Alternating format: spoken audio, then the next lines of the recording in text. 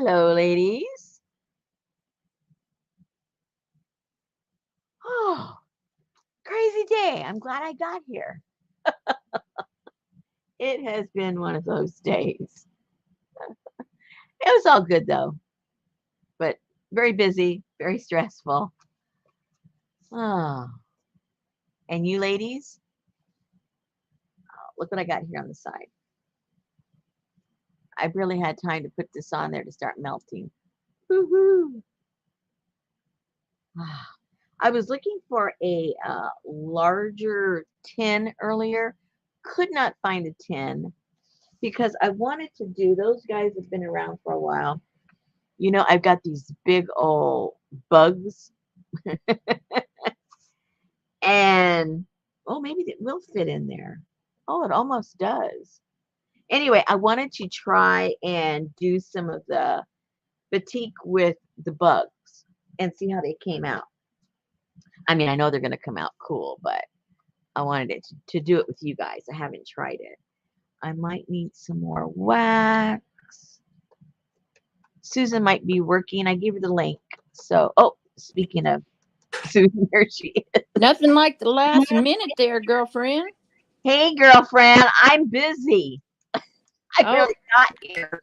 Hey, Sherry. Hey, Nancy. Hey, Linda. Hey, Dixie Doodles. Man, you didn't even let me in to prepare. You didn't do jack. Hey, I wasn't able to prepare. Why should I let you? Oh, my goodness. No, Sherry, I was at Johnny's, but she just now sent me the link at 6:59 and 58 seconds, and she went live. 2 seconds later. That's when I got here. I couldn't get here any sooner than I got myself, okay? Oh my gosh. I want to do my book. Don't be tattling on me, Sherry. Oh, yeah, where were you? I just sat down from Betty made homemade hamburgers and homemade French fries. Oh my goodness. And liver for the dog. So we've been in there eating. Yummy. Oh my gosh. I just saw some. Oh, it was a bug. Never mind. Oh, and I got, oh yeah, I got so many little cute things I want to try. Hey, Donna.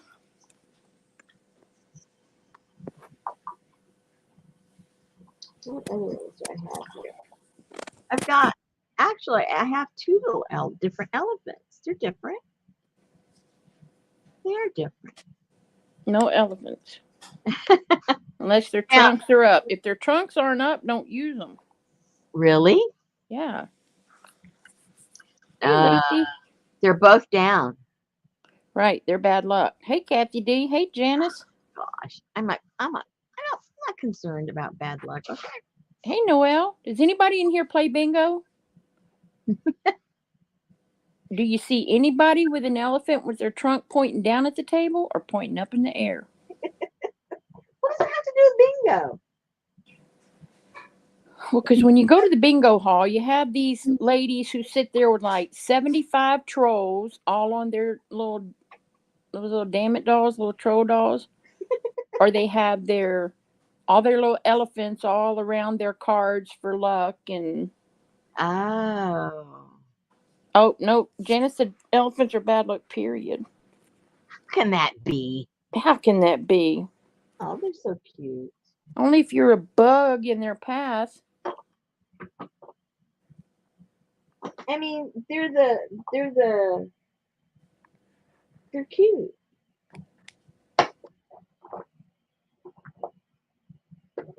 Ooh, I have two of these too. What the heck's going on around here? Are they different at all? I don't think so. Nope, don't look like it. Mm-mm. Oh, I see. One is left-handed, one is right-handed. Of what? Those two stamps. One's a left wing. Oh, I like that one. Mm-hmm.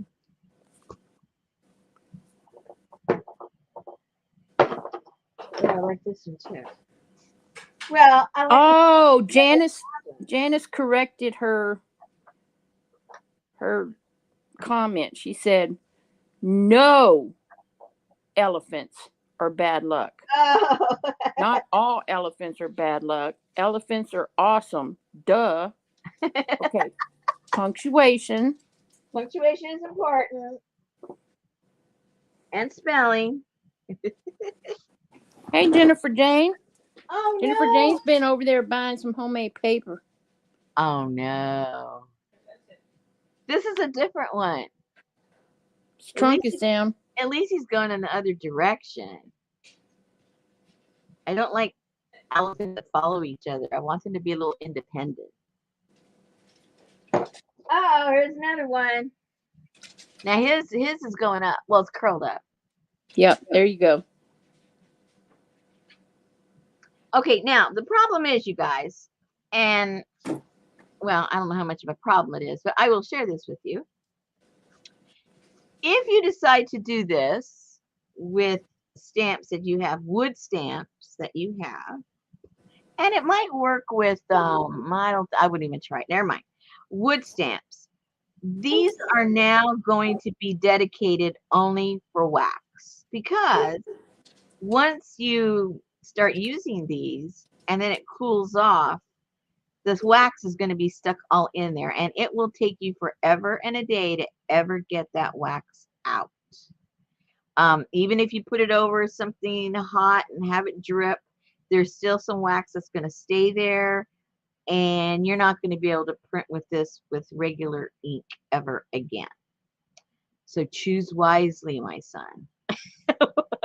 Which stamp you want to use. I mean, you could always, sit down in front of the TV for like 2 hours and get all the wax out of there. It's a possibility.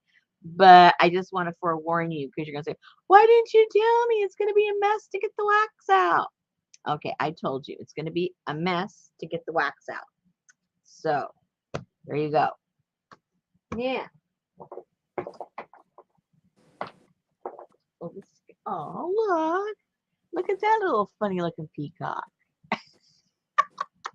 That's the ugly duckling. I know, he's got some real issues. Maybe he just needs a nice big tail.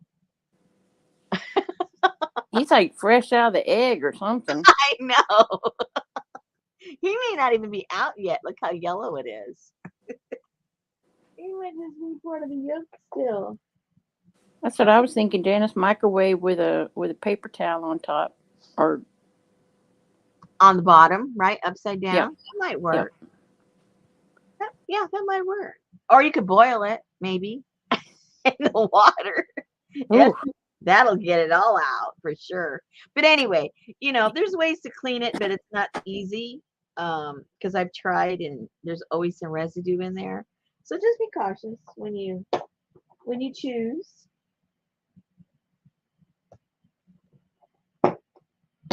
Okay.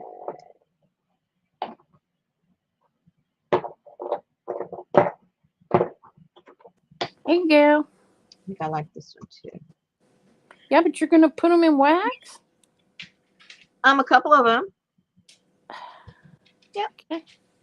Especially the ones that I have duplicates. Like, who cares, Well, you just need to write on the backs of them wax. The backs of them? The back of them. Wax. Yeah. There you go. And I think one of these small ones I'm going to use too. I'll use that one. And I really like this one.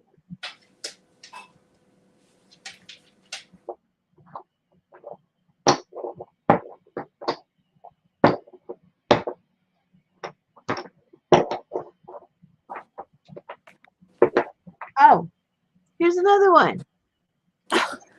So I can use him.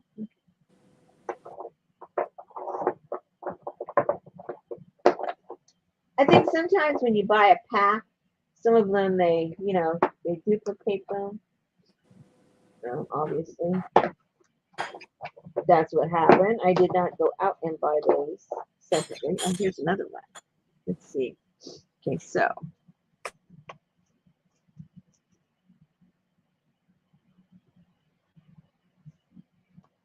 think I'll try the ones that, well, that's kind of intricate. I'll try some of the ones that are not so intricate because it's hard to get the wax out.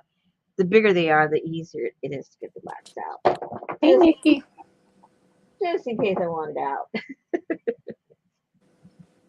So that means that one's not as intricate. I do want this one. I think I want that one. And I got doubles of these. You can use those.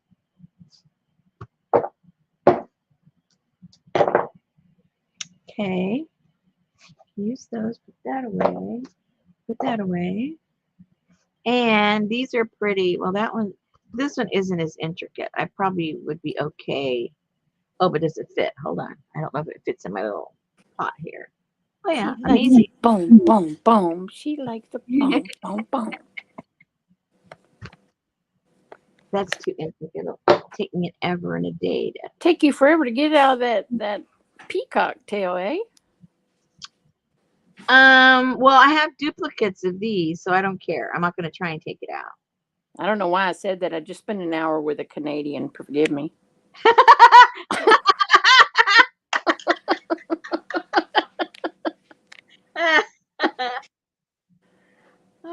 I really like this one too. Oh, This yeah. is a really old one. Does it even fit? Oh, it almost does. Oh, you guys can't even see that pot. It's over here. I'll scoot it back once we get started because I need the room. But I'm using the Ranger melting pot because I couldn't find a tin big enough to put on top of my other heating elements, so I have to work with that. So Mary needs to quit apologizing for not doing the tree because her bee turned out awesome. Oh, of course it did. I thought she did the tree like a couple of days later. Well, maybe she did, but I know she kept apologizing for the bee. Oh, no. Please. No, baby, it's really not push your chair in. Okay.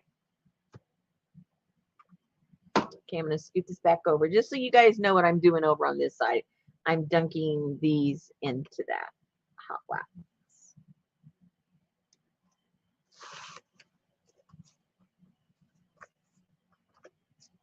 And I might use the bugs. Okay, so let's just do some little, some with just some like little trim going around and make our own little pattern.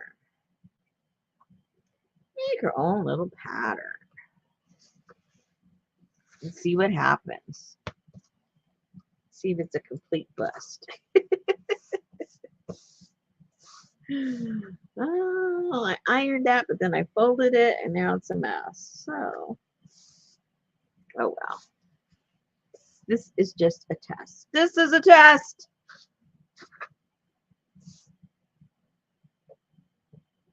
Oh, and I need something a little soft underneath. Hold on. Hold on. See, I already dunked that in there, and it's already made a big old thing. Let me see what, just maybe just, oh, I got these papers. Maybe just a pile of paper is enough to give it a little. You have a mouse pad? No, actually, I don't. Do you have a new mouse? Do I what? No, I don't. Well, maybe that's what you keep seeing out of the corner of your eye. My new mouse? Auditions. Yeah, auditions.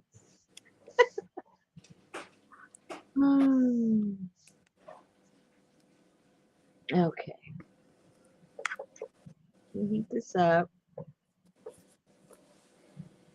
And if you're going to use your any kind of blocks like this, sit it in there for a few seconds so that the wood itself heats up, not just the waxes heat up. Because as soon as you move this over, if your block isn't heated up, your wax is going to cool down that fast. And it's not cool to the touch, but it's cool for stamping. So heat it up. Uh-oh. Uh-oh. Uh-oh. There's not enough definition on this one. It's too intricate. Look what it did. So let me just go ahead and pretend that it's part of the plan. Pretend it's part of the plan. It looks like the battleship in the game. Hey, Artie Dar. Yeah, it does, doesn't it?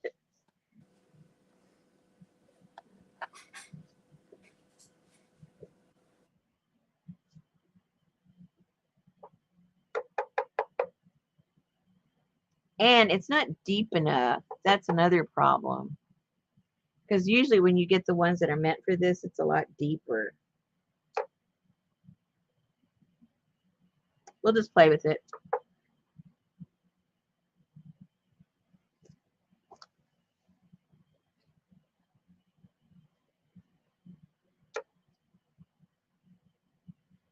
Better I make the mistake than you guys, and then you get all discouraged.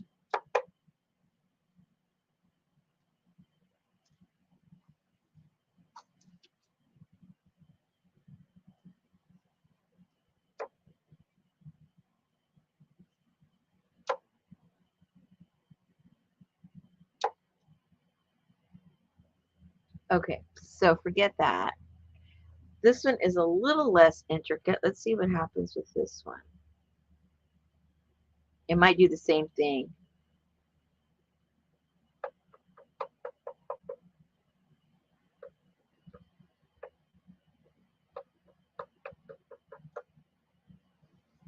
Let me lift it up a little bit. Oh man, now I didn't do nothing. Get in. This is going to teach you guys a lot. Go watch Rosemary's video. Don't do anything she did. Well,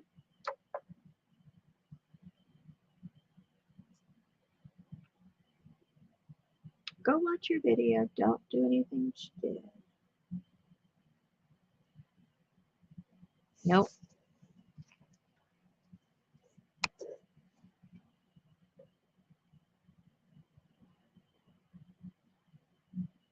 Maybe your wax is too hot.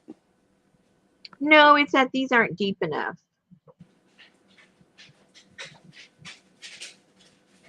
Because the ones that are used really have a deep crevice.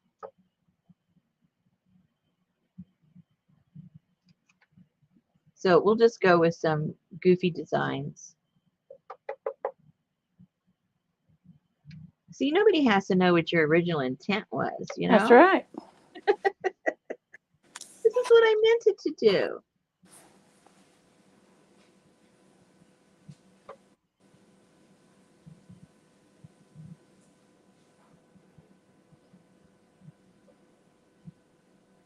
And then we'll try right in the center for a big bug. And if it's just a big blob, well, hello. That's what we meant. We just meant a big blob.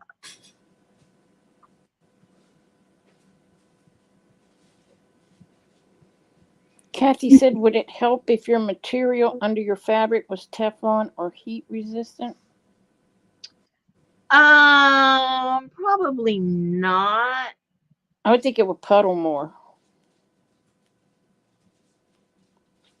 It's just that the grooves in the stamp isn't meant for this. I was just trying to see if it would work. This is more for block printing with paint. Hey, babe, check the back door. And this will probably really not work. That's okay. It'll make it cool. It will still make. It's almost dark if you want to get the garbage out. That's what I told Richard.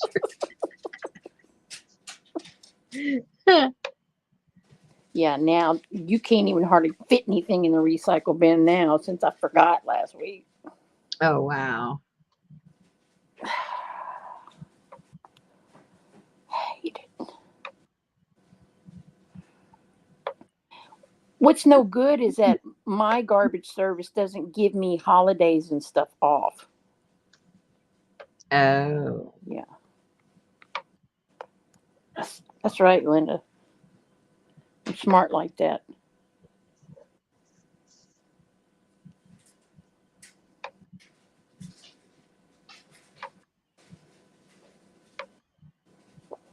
Okay, let's try for the bug. Let's just go for it.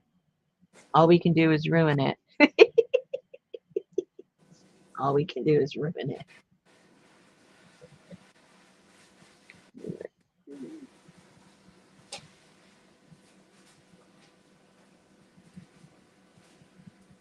She sort of manipulated me with the French fries, so I could say that.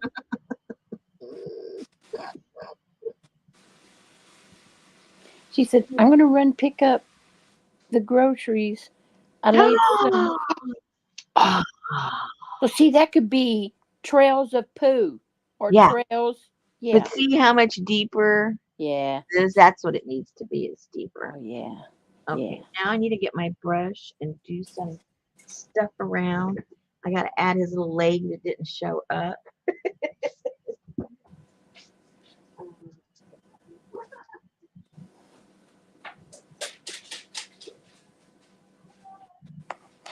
Very cool.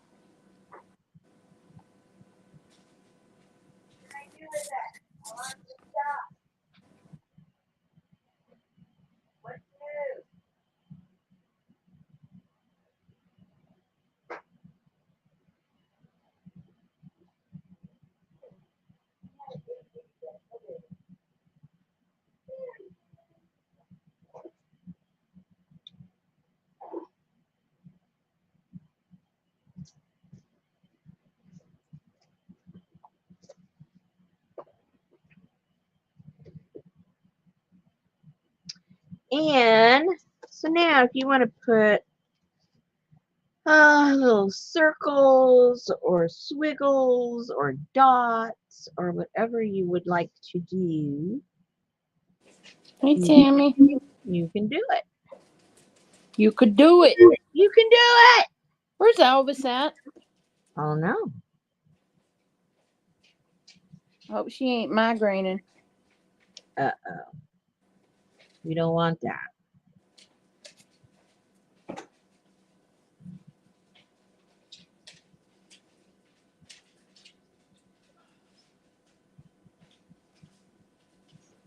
Let's see what we can make out of this mistake.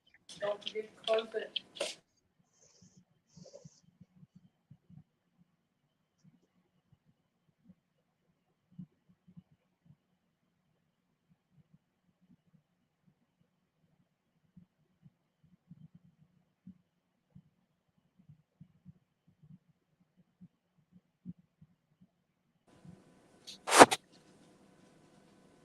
Down. Down. Down. Hey, down. Somebody's in trouble.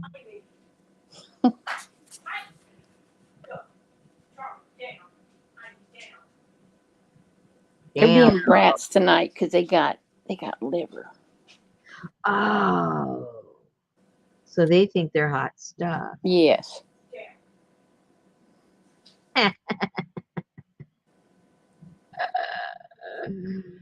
I mean, they walk through the house with their nose like sniffing up in the air, like, okay, it's good. Oh, yeah, and then they don't leave her side until the plate is empty.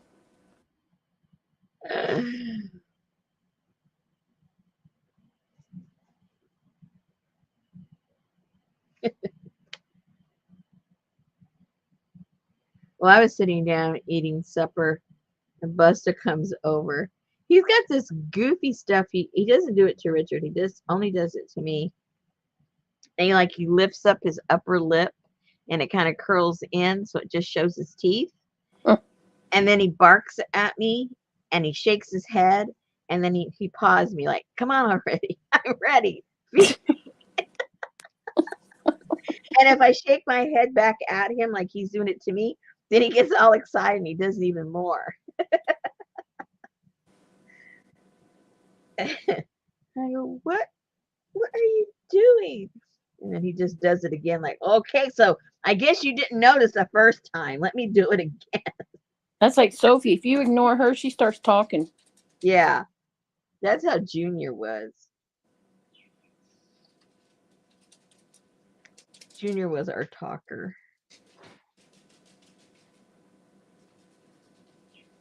Oh no! Right before you go on vacation.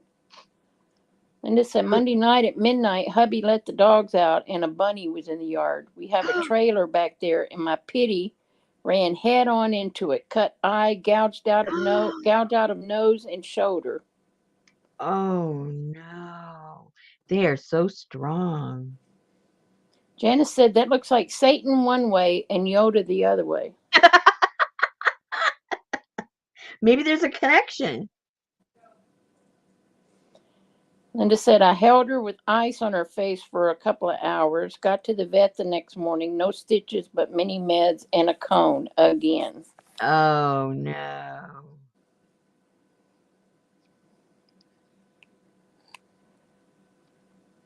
Yeah, they don't know their own strength. See, that's what I always worry about when our dogs take off after the squirrels, you know. Busta lost 2 teeth by catching a squirrel midair. The squirrel was jumping from one of the trees onto the branch of another tree. So in midair, he jumped up and grabbed him, and then a fight ensued between him and the squirrel. I can't remember, to tell you the truth, who won, but after it was all over with, he had 2 teeth missing, and he kept like shaking his head because he realized something was wrong. So we go to look, and he had a tiny bit of blood where the tooth had come out. So now when he picks up his upper lip and looks at me, it really looks stupid because he's got 2 teeth missing.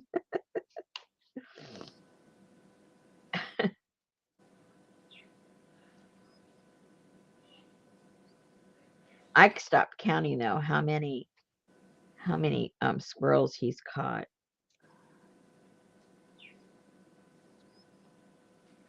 It's a whole bunch. Well, ladies, I have been busy with doing all kinds of prep work for our natural dyeing. I scoured around in my fabric area, found anything that was remotely white, and scoured them all with soda ash so they are prepared and ready for the next stage. The next stage is going to be, we're going to put some kind of mordant on them. I'll probably do half with one kind and half with a different, so we can have a basis of comparison on what mordant does with certain colors and which one would be more preferable. And I boiled down a bunch of stuff. I forget what it is right now. I have to go check later on. I go check a bunch of stuff, boiled it down to create the dye. So I have a bunch of mason jars there in the refrigerator with the dye all ready to go. And that's what I've been doing. Have any of you guys been doing any prep work for any of the natural dyeing? Well, first of all, raise your hand if you're going to try your hand at the natural dyeing. Or Do they even know what to prep? well, that's their choice as far as what they want to create dye with, because everybody has different plants. And the whole point of this is to experiment. I don't know which ones really have a good color of dye. Most of you don't know. So I would say if you have anything growing in your yard remotely, um, get a designated pot that's you're only going to use for the extraction of the dye, and fill it up with the stuff about halfway, whatever plant or bark or flower or whatever it is you're going to do. Fill it up about halfway, then cover everything up with some water, and then bring it to a boil, and then bring it down to a simmer. You don't want to boil this stuff. It changes the chemical compounds in there, and sometimes you would have gotten dye, but you changed everything by boiling it, and you won't get any at all. Hey, Paula. Hey, Elvis. Go rest. Sorry you have a headache. Oh no, headaches! I hate that. So for instance, I have a crepe myrtle out there, and right now a lot of the bark is curling back. If you guys have crepe myrtles that are large, the large ones that like almost the size of a tree, their bark curls back just like eucalyptus trees do, because they are in the eucalyptus family. But Now, don't they turn green? what? The tree. Mine's not green. Okay. Gets that Yeah. green stuff on it. Oh, not mine. Well, there's Okay. different, there's different, what do you call it? I was gonna say breeds. Species, is that the right word? There's a lot of different kinds and different colors, and the different colored crepe myrtles, a lot of them, their bark is different also. But my point is, if you just go around, you know, in other words, what I'm trying to say is look at your yard, or look at your street, or look at your public parks a little differently and see what you can forage. So I went out, and the bark on my crepe myrtle is starting to curl, and some of them was already on the ground, and that it does that every year. And so I went in there and I picked up enough to fill up half of a big pot, and I simmered those down and extracted a color. What color it's going to end up when I put it on the fabric, I have absolutely no idea, because I've never done that before. But that's one batch I have. Then I did, what was the other batch that I did? Trying to think. Oh, I have Rose of Sharon out there, and it's not really hardly blooming anymore. But on the ground was a whole bunch that had already fallen down, the flowers. And so I collected all those and I simmered those down. So I've got that.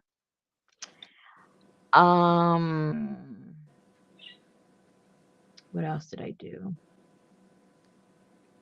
trying to think. Oh, and I did I boiled some avocado. I smoked some weed. No, I didn't. No, I didn't. And she didn't share. Oh, it's not hot enough. So I did avocado, because after we get all of our stuff extracted, and there's going to be plenty more, just do like, one or two, no big deal. I was just on a roll. I did like 4 different ones. I forget what I did, but I'll have to double check. And then systematically with the different colors that we do, we'll be setting, at least I'm going to test them all the same way. So I have like a comparison to for each one. Now, we're going to shift the colors with either acidic or alkali or whatever you choose to do, and you can do that with household items. So after I get this all done, I'll bring out some of the stuff that you probably already have in your kitchen that we'll be using, but set aside some just for the project. So does the material of the container you boil it in make any difference? um they suggest, because I read a lot of blogs about this.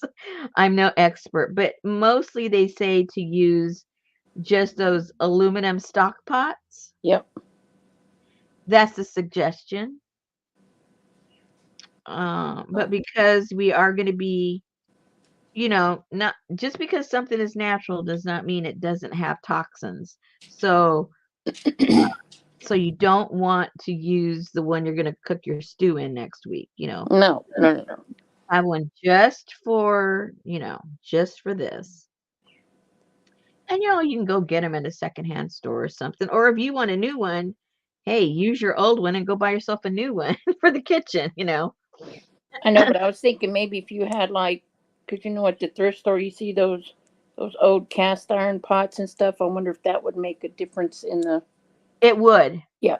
It definitely would. But those are really good to get if you're going to do eco printing because you Yeah. do want that iron on some of your bundles to give a certain look. Those are always good to grab if you find them. So get yourself like a stock pot and What if you could eco dye in your Instapot? You wouldn't have to wait all day. well, it might work. I mean, I'm not going to say it won't. I don't see why it wouldn't, to tell you the truth. All those people that have one and they never use it. Hey, turn it into your eco printer. We'll do me a 8-minute eco dye. I'll be right back. Exactly.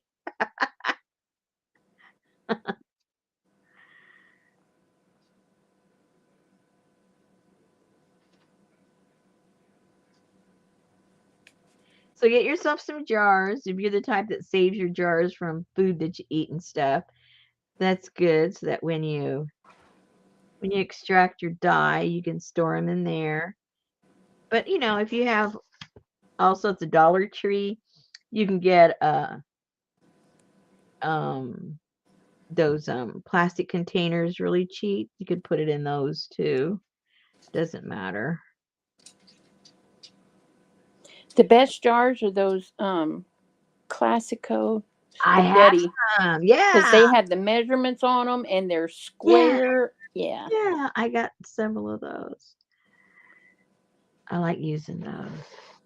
So yeah, so once we get a little bit later on tonight, we'll write out a little list of things that you might already have or stuff you want to look for.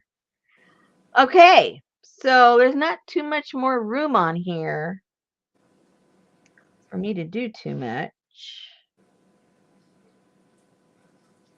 Maybe a little dot here and there. I don't know why I like my dots on this stuff.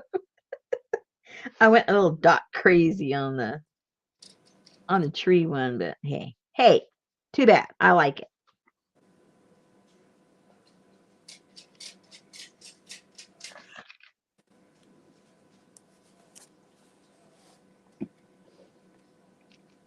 I'm too scared to try mine, Linda. Scared it's going to blow through my roof.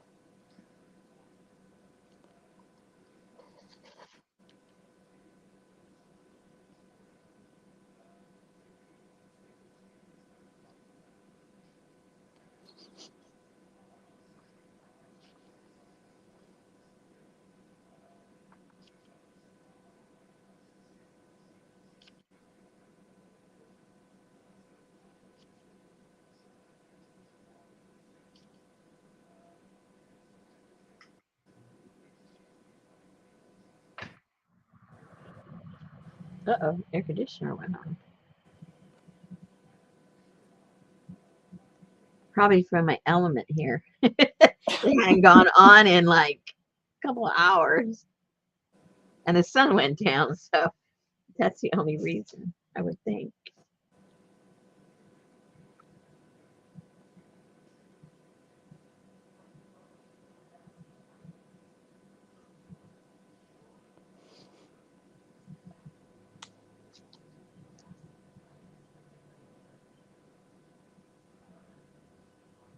I got a nice message from a lady that was looking for one of the Rootin' Tootin' Cowgirl kits. And it was so funny because when I was going through all my stuff, I didn't find a full kit, but I found a kit. It was probably one of the ones that, I used myself, and it was almost all there except for some of the printables. So I messaged her back and said, yeah, I did find all the stuff. All I had to do was print the printables, and the other stuff was already just sitting there in an envelope. So that worked out nice. I wouldn't have known that I had it if I hadn't been like tearing things apart the other day. Because I vaguely remember, wait, didn't I see blah, blah, blah? Yes, I did. Man, I wish my furnace was on, Donna.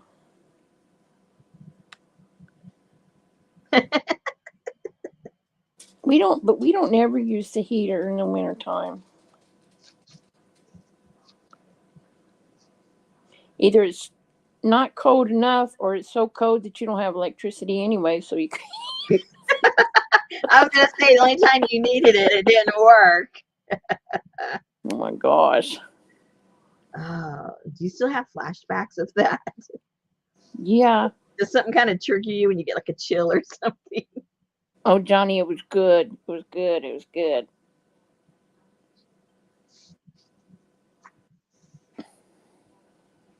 Okay, so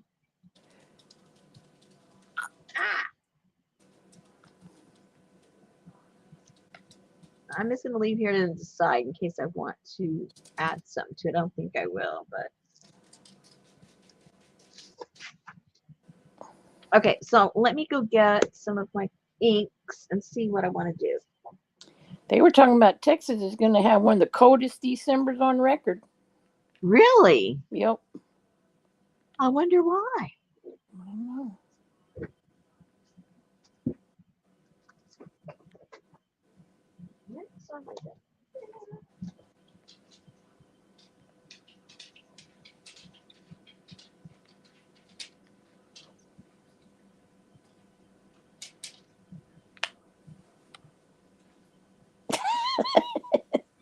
I just wanted to see if you were paying attention, Linda. They didn't say that, not really.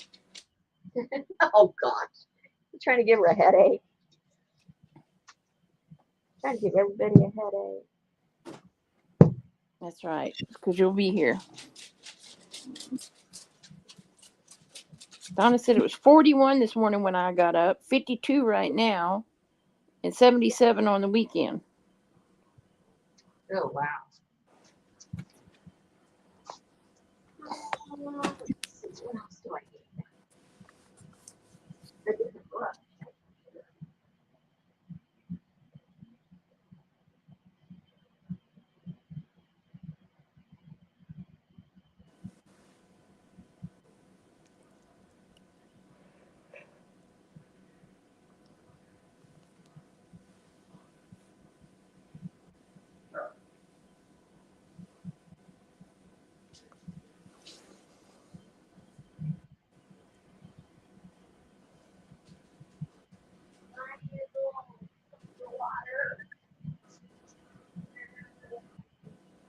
I can't hear you. You sound like you're underwater. I feel like it.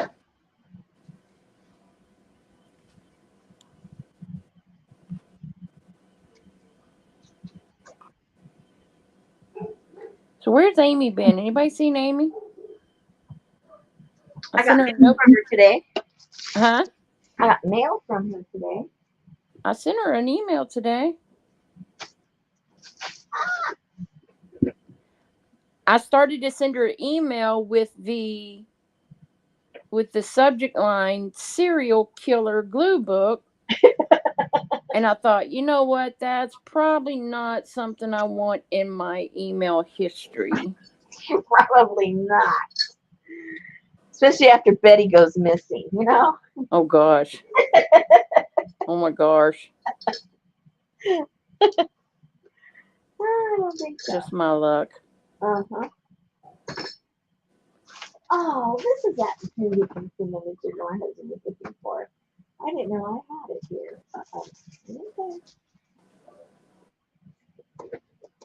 All right. I think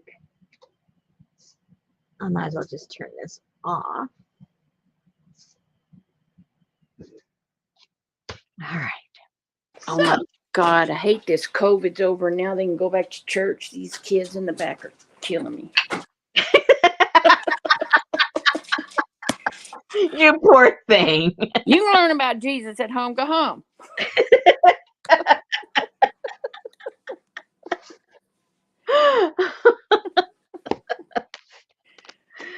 Oh my goodness.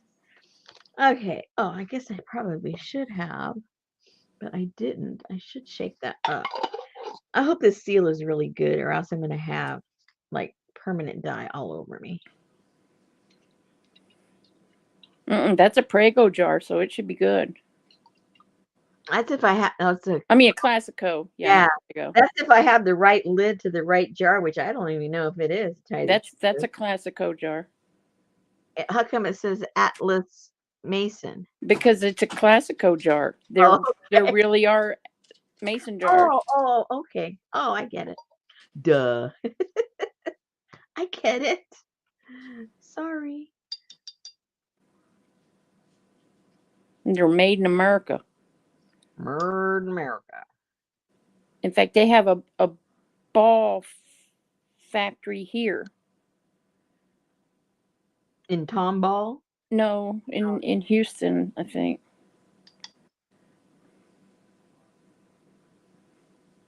Poor Betty, everything she buys on Amazon takes like 25 days to get here. I'm like, what are you, like, going to the Chinese website or what?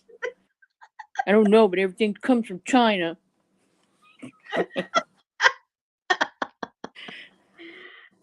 Poor thing.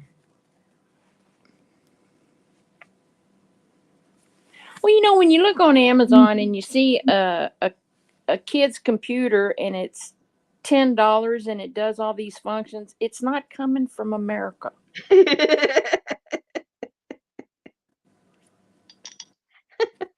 She thinks she's getting a good deal, and then she gets something that's like the size of what would come in your Cracker Jack box. Yeah, but when you click on that little thing, before you actually pay for it, it tells you how long until you get it. It'll tell you, 2 days, 2 years,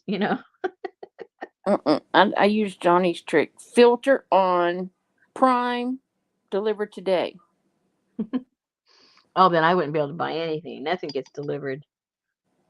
Donna, spring, if I spit, I can spit into spring where I'm at. Spring is just a little, I don't know what you call it. I don't know what you're talking about. It's part of the same county as Houston. But yeah, spring is like right here. Right here. Right here. If I go to the grocery store, I'm in spring. And it's less than a mile up the road. Well, see, this one. That's Bertoli. I know, but it's got the marks. Yeah? It's got the marks too. Oh, that's not even the right cover to this one. This one is Walmart brand. But it's still got all the... Anyway, I don't know. They all get manufactured in the same place. Yeah, maybe a suburb. I mean, it's a little town, but like right here, I'm like Tomball, Cypress, Spring, and Jersey Village. All right here. So I'm like right in the corner of all of them.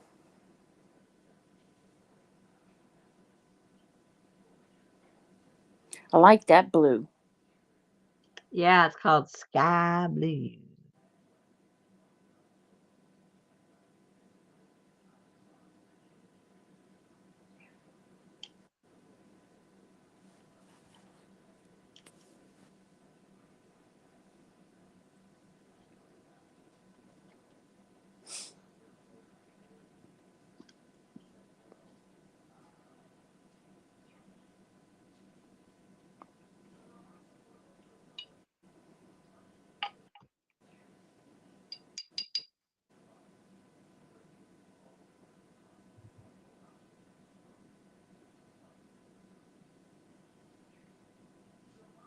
Uh-oh. Is there people in the balcony? I hadn't even looked up there. Huh? Janice is saying hello to the people in the balcony. Isn't it early for that? Yep. Oh, she didn't say hey. She said hi. Oh. Oh, okay. My mistake.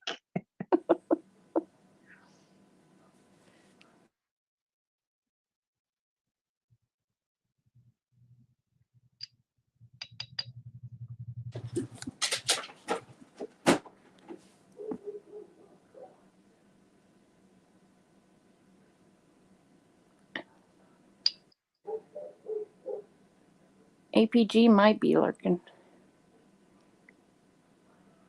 Anne might be lurking. She roasted Sharon? Did you roast Sharon? Who? Rose of Sharon, not roasted Sharon.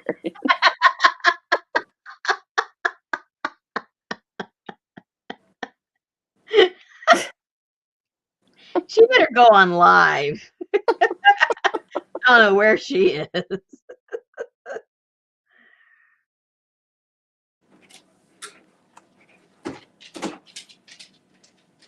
Rose of Sharon. In the hibiscus family.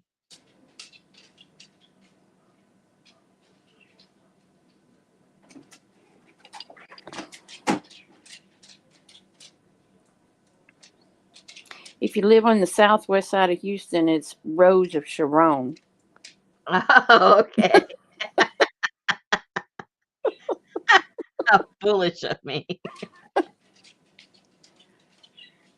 Sure it isn't Sharona? Who sang that song?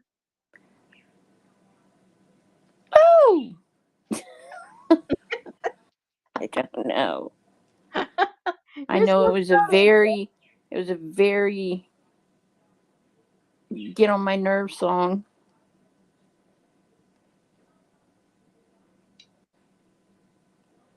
Hey Hassan. Hi, son. Okay, Johnny's smoking something because Janice said they're Rose of Sharon, a type of shrubbery. I have hedges of them. And Johnny said, you have Sharon's Hedges? You have Sharon's hedges, Janice?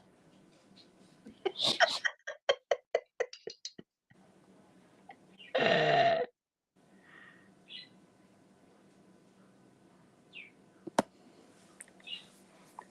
maybe it's some kind of Canadian syndrome.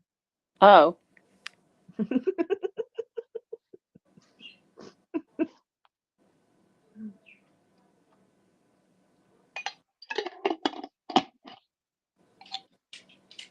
I don't know We're about chilling, Hassan.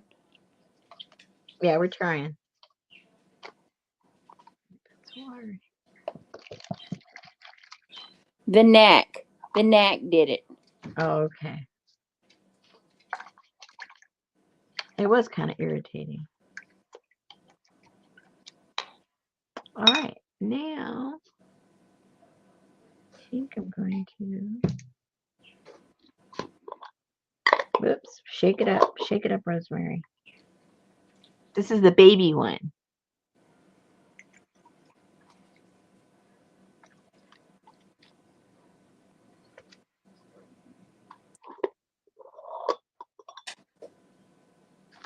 Oh, came out. I don't know if they were necessarily Uh-oh. What? well, because it said that they broke up because one of them was diagnosed with 2 brain tumors and continued to battle brain and lung cancer until he passed away at the age of 57. So, Geneva!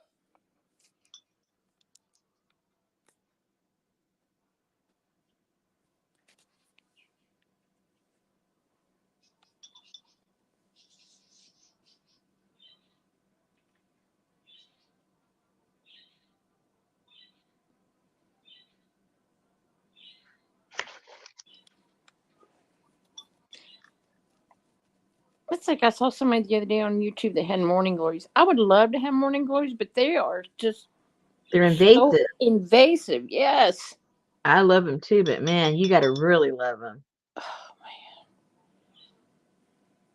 They That's what print Betty really said. We can we get some? We need to get some morning glories. I said you would never see them. They bloom in the morning. well. All you see is a bunch of green vines.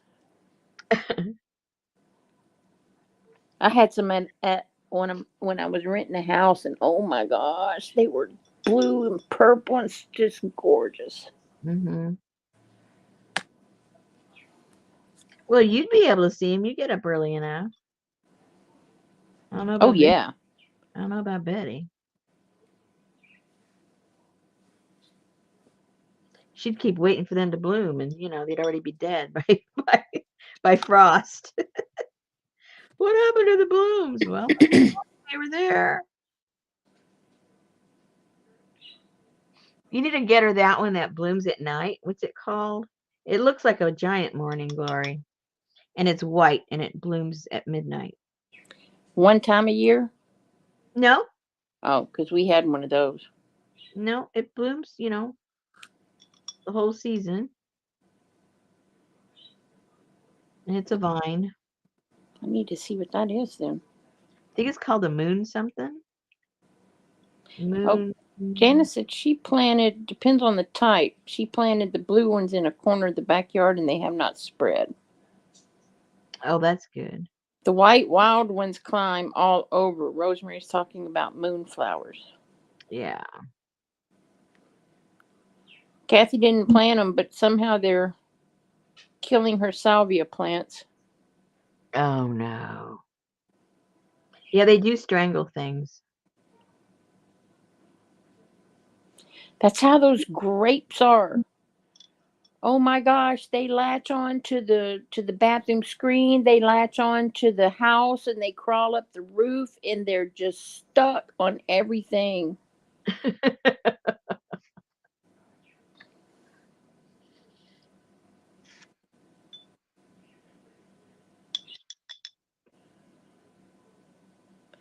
Janice said moonflower blooms are large, very nice scent. hmm Yeah, Oh, they do smell really good. well, I have to get me some of those. Artie Dar is speaking in third person tonight. She said Artie Dar is enjoying this project, Rosemary. Lovely colors and shapes.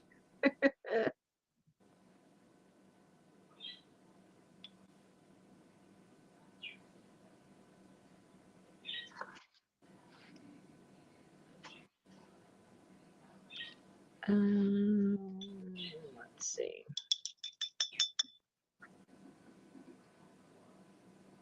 I didn't even notice the morning glories were being so invasive until they started blooming in the middle of the yard, across the yard, and they had crawled under the grass. Yeah, they're crazy.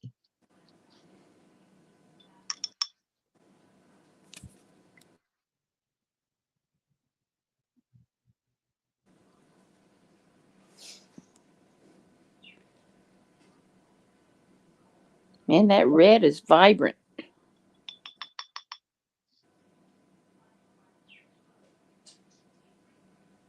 Believe it or not, it's orange. Oh, that's right. You told us that last week.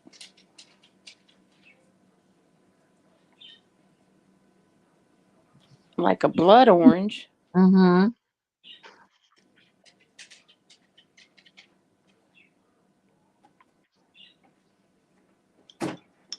Well, Gail, I'm going to have to look into that then because Betty definitely wants some. Hey, look at Johnny. Johnny was the first one to say hey.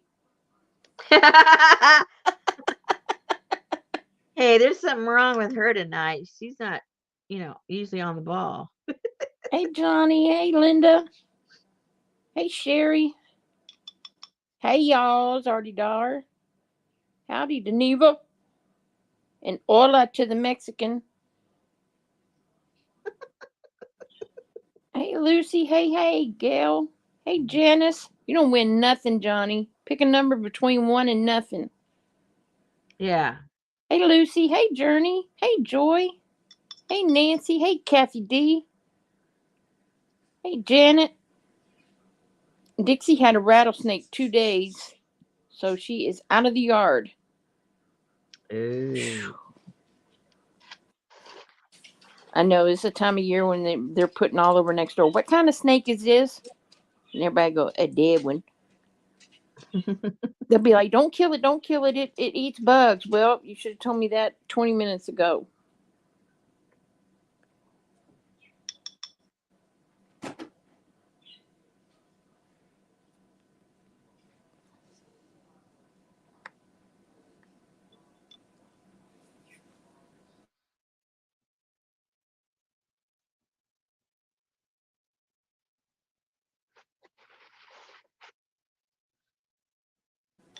Mm-mm. I don't need no snakes. I haven't come across one, but I don't I don't pick up and move pots. I don't move rocks. I don't go where the grass ain't cut.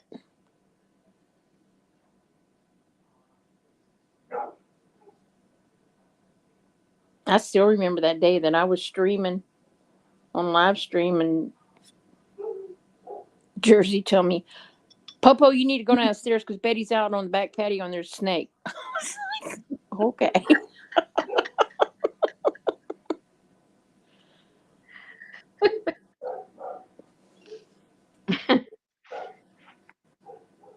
And did you kill it?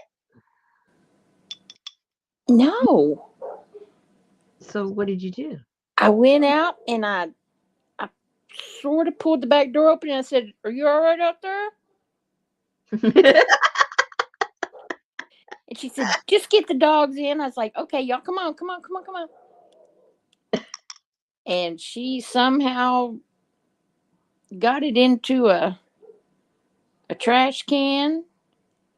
And then she took it and put it in the neighbor's bushes.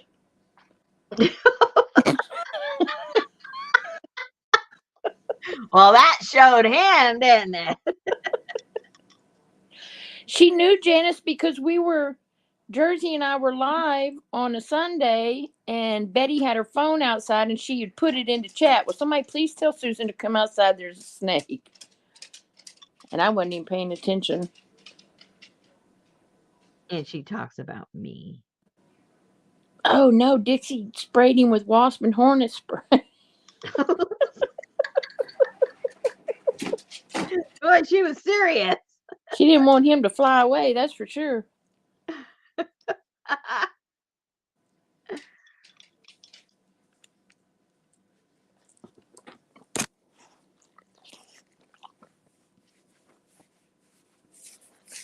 I just don't want the dogs to find one.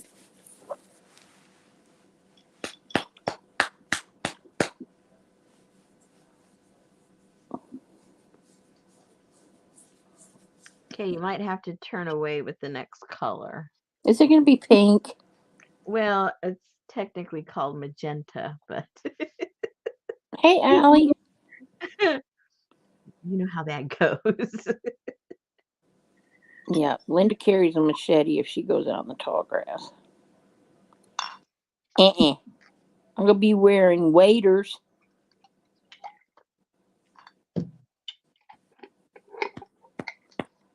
No, I don't like snakes. And I don't like spiders.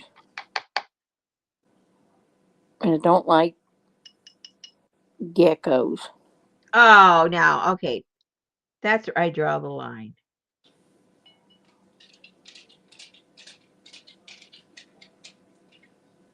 Mm-mm.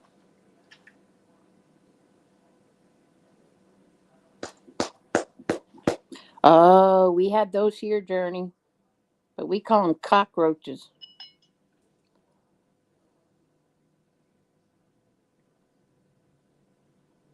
Mm-mm. Betty don't like those. She doesn't go put him in the neighbor's yard. No. Nancy said she had a snake slithering across the kitchen. She had a dead snake. She sliced it with the kitchen. Oh my gosh. Well, at least you guys are resourceful. Jeez. I remember when I was young, my mama, we were sitting at the table, and I don't know what had happened, but something had happened to where a freaking mouse, and I never saw those kind of things growing up, but one ran across the floor, and my mother walked over and stepped on it, and I was afraid of her from then on. I was like, that's not a roach. That's not a bug. I was a freaking little animal that you just stomped in your Dearborn house shoes.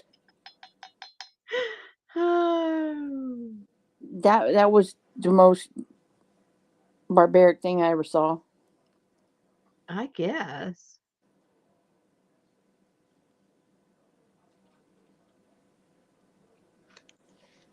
I bet you mind your mom after that.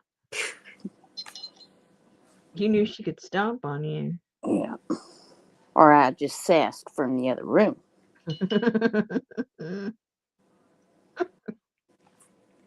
And if you hear her coming, you go out into the open area. You don't get yourself cornered in your room. I learned that. You always stay where you can get away. Hey, Laurel, how are you?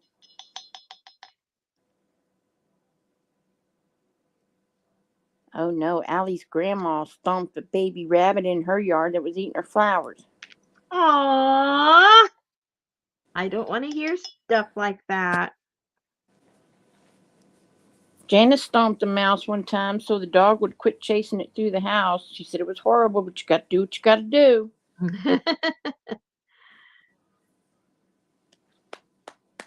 Well, we're don't know what glad that you're says. lurking, Laurel. I don't know what that says about the dog, that the dog couldn't catch the mouse, but she could.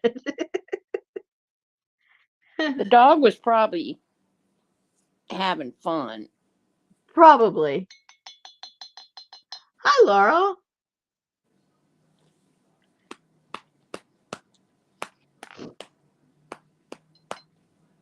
We're just covering up a mess. We're covering up a batik that went wrong. Or I went wrong. Somebody went wrong. Well, it don't look like it went wrong. Well, that's the beauty of not telling people what your intent is, because because then they think, oh, that came out pretty cool. Oh, okay.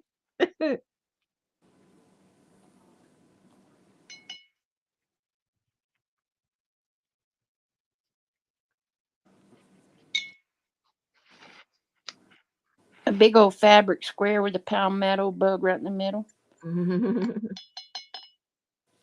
I'll call it Ode to Florida. There you go.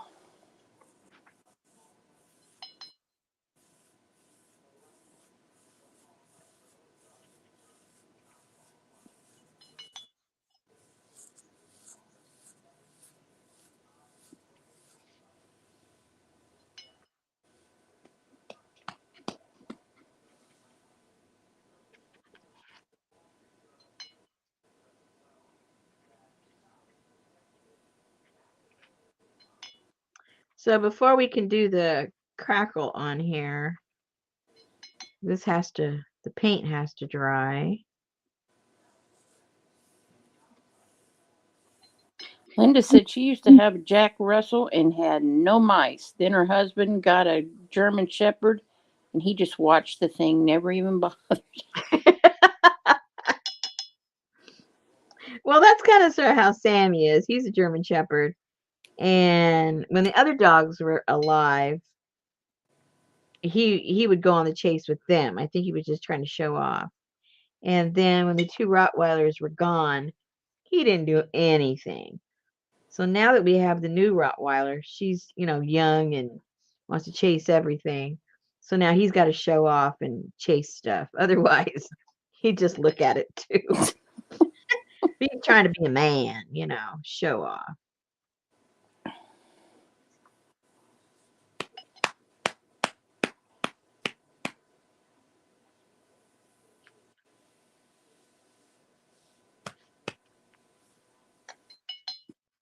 got a few dots off that one, like 4 dots off that one that didn't work.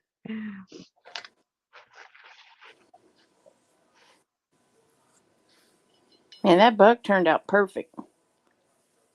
Came out kind of cool, huh? Oh my, Gail's got a Shih Tzu named Elvin. Alvin. Isn't Elvin the one who was constantly remodeling Murphy Brown's house? I don't know, but he was a chipmunk. Oh, that's Alvin.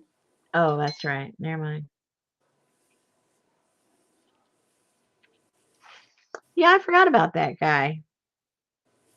And I don't remember what his name was. Was Elvin.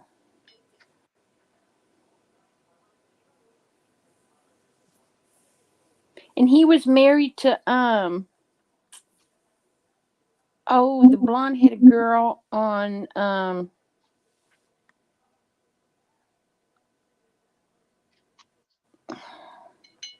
Come on, spit it out. that show with Paul whatever. Okay. I can't remember the name of the sitcom. Jamie and they had a dog. Oh no. Eldon. His name was Eldon. He committed suicide for real or on the show? Mad about you. Thank you, Lucy.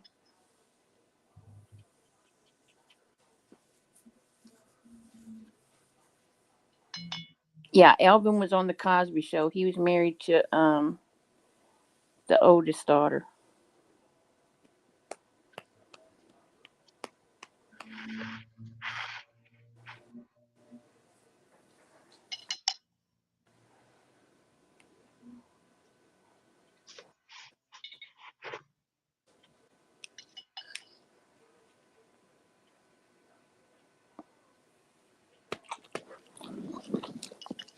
Is he still in prison? Who? Cosby. No, he got out. Oh. Sandra. That was her name.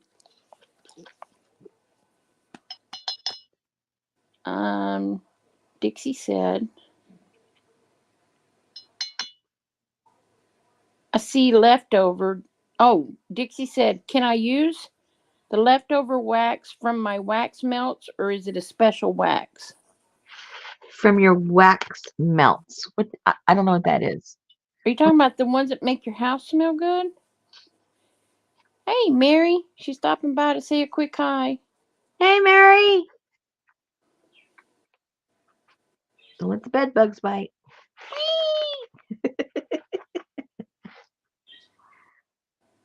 Which wax melt you talking about, Dixie? Yeah, because I'm not sure. She said yes. Okay, now I'm not gonna. I'm not trying to be like, stupid, but I don't even know what a wax melt is that you use in your home. What is that? I They're don't. like shaped like little petals and stuff like that, and they're scented, and you put them in a burner. Oh, okay. Do they have a colorant on them, or are Yeah, they? well, they do have color in them. Okay, that might pose a problem. I don't know if that color will transfer over, to tell you the truth. I would just try it on a little spot, on a little piece of fabric, and see if it leaves a color or not. If it doesn't, go for it. Get you some paraffin at the grocery store.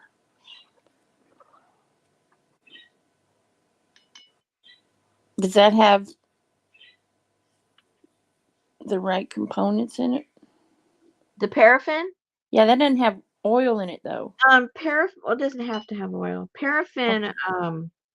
okay, there's two things here.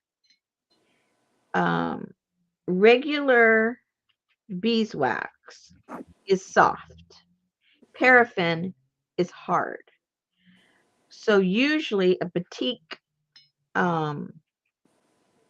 wax mix is half and half. You don't want it really, really hard, so everything cracks, and you don't want it super soft, so that if you do want it to crack to create the wrinkled kind of look, the batik or the real batik look, you want to be able to achieve that. So if you're just playing around, it really doesn't matter. But if you really want to have the real batik look, it's better if you have half and half so that you can get that look. But nobody says you have to have that look. So, but just in case, you do it one way and you go, well, how come, I couldn't do this or I couldn't do that? It might be because either your wax is all too hard or too soft. Yes, Allie, they do. Paraffin is food grade wax. That's what you melt with your chocolate to What you dip use your for canning. balls in. Yeah, and it's what you cover the top for canning also, the paraffin wax. Yeah, you could cover the top of canning, or you could dip your balls in it. I To beg your pardon. whatever, Girl. whatever you're making a. Ouch. I mean, my mama made Martha Washingtons, and you rolled them in a ball, and then you dipped them in Hershey's chocolate chips and paraffin.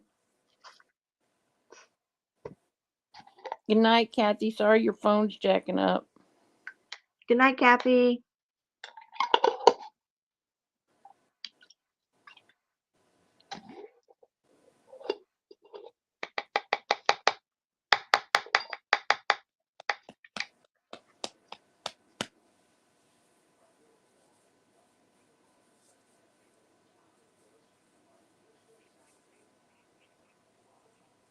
Martha Washington candy, it has.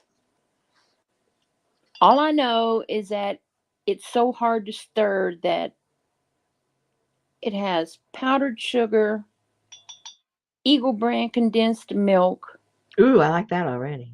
coconut, um, chopped up pecans, and those fake cherries they sell at the holidays in the produce section that look candied in that little clear.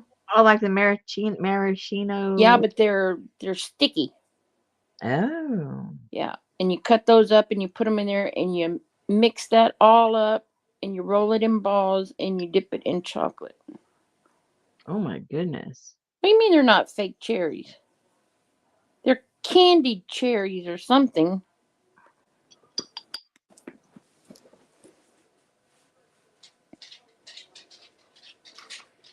My mom used to make those every Christmas. I hated it. When I saw her come home with like 20 boxes of powdered sugar, I knew it was time. And she would lay out that wax paper and have her little toothpick and be dipping those balls in chocolate. And it was my job after I'd stirred for 20 hours to wash my hands and then cover the little hole on top. So it was like my little fingerprint was on the top of every one of those candy balls. Man, what a job. I know, every Christmas. And how many did you make? She usually made like, I don't know, 200 or 300. And then Oh, she would make Baptist skillet cookies. And that was like butter and chopped up dates and Rice Krispies rolled in coconut. And then she made that Mexican candy, the that milk in the skillet. Whatever. cajeta? Yeah. Mhm. Why wax? No, you put the chocolate chips and you melt it with paraffin.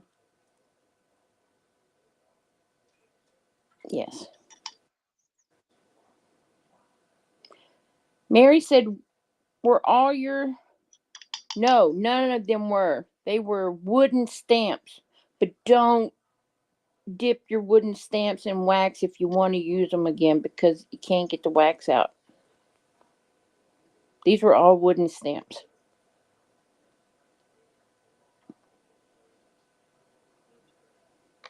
Okay.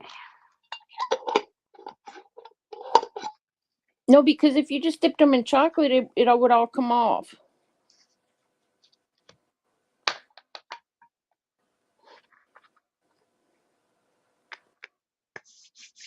Ew, all over me. You need some high yellow on there. Yeah, I don't have any yellow mixed. Yes, Allie. Yes, these were only wood, right, Rosemary? Only Yes. wood stamps? Yes. Yes. But the crevices weren't deep enough except on the bug. Show her what the trim stamp was. Mm-hmm. No rubber, no silicone. Wood only. This was the trim one, but it wasn't deep enough. The carving was too shallow. So it just left this blob right here. That's what this is. It's just that. One little spot left. And then I said, okay, let's try this. We tried this same thing. The carving was very shallow. So it just filled up with wax and made a big blob. That's all these right here. Right? Yeah. And then I got the bright idea. Well, why don't we get another one that's really shallow? We did that. And then, which bug is this one? Oh, he's over here. And then I got this bug. Now he's a lot deeper, but you can see he's full of wax now. He worked perfect. So, now, I'll let that dry. Let me get a what? Oh, this will be helpful. My catch-all. All right, so that. Oh no, look at your thing now. What? Your hoop. It's psychedelic. Yeah. Oh, yeah.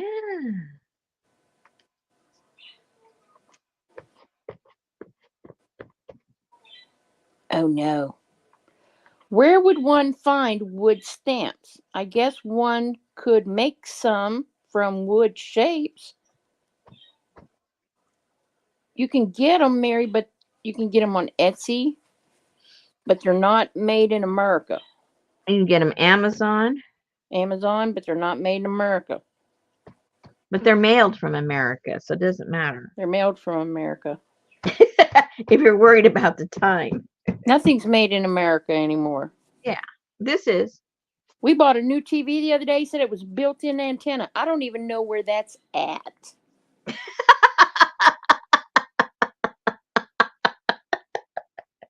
So, nothing.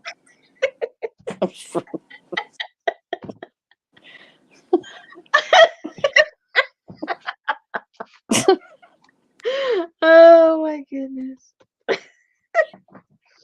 Did you get that from Hee Haw or something? That sounds like some kind of Shazam.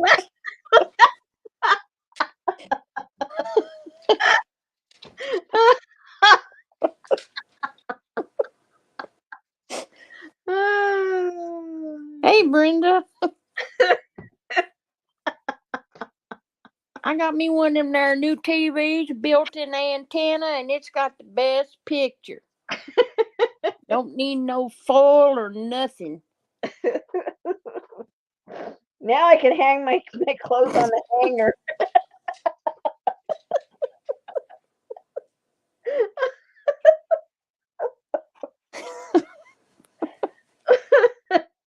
It's so stupid.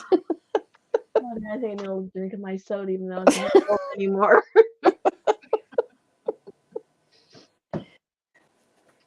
Hot and flat. Oh, good. That's how I like my soda. Okay. So, give us a little bit to dry back here. It's a little damp. It's a little damp. And then we'll go over what you need to be getting for your creating your little dye baths. Okay, just a minute. Let me get halfway organized with all the stuff that's over here on the side. I sat around all day Friday waiting to see Mary finish her batik Friday night, but no. Mm-mm. Her and brother was out about in town forever. And then Sunday night, I fell asleep early, so I missed everything. Oh my goodness. Okay, let's use this as our little writing tool, boys and girls. Here we go. Let me go get some of this stuff. Where's Amber? Is she working? No, I don't know. And where's Pinky? Is she still in New Hampshire? Probably. Poor Jar. He's probably so sad. I know. I have to rewatch it.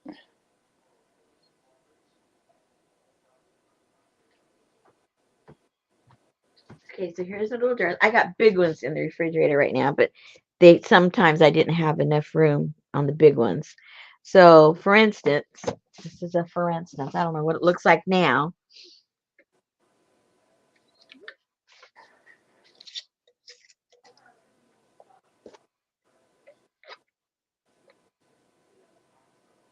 Okay, so this is the Rose of Sharon.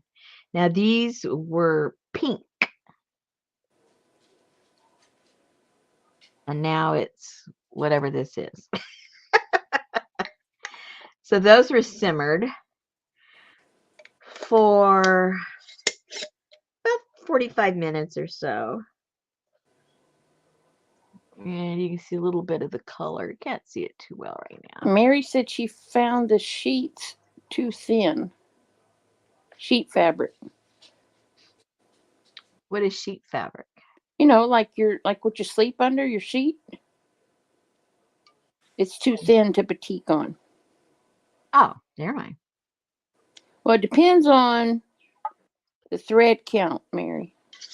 If you get Yeah, and how many times you washed it. if you get the cheap sheets, Say that fast. get you some cheap sheets that feel like you're sleeping in notebook paper. Those will probably work. Okay, now this is crepe myrtle. That looks brown. Well, probably because, it might be. Where's my, I don't have a spoon here. Oh, I know what I can do. Dip a Q-tip in it. Oh, that's a pipette. I was trying to think of that word the other night when Mary was opening up her little spray bottles, and she said, "What is this?" And all I could put in the chat was, "It's like a turkey baster, so you can squirt your dye or whatever in those little tiny spray jars."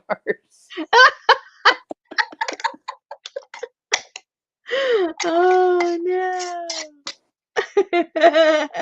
Oh, she got thrift store sheets. Yeah, those probably have been washed a million times. Yeah. They're probably a little threadbare. But I would think muslin would be better. Yeah, I would stick with that.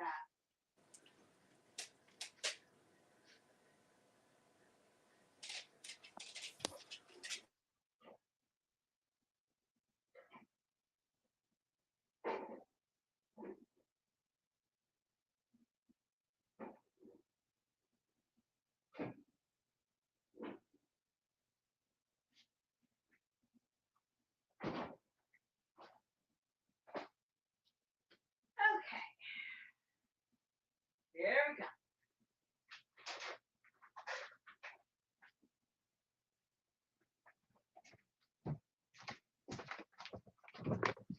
go. Uh-oh. She never even found it. Hey, there's Amber. Hey, Amber. Couldn't find what? That little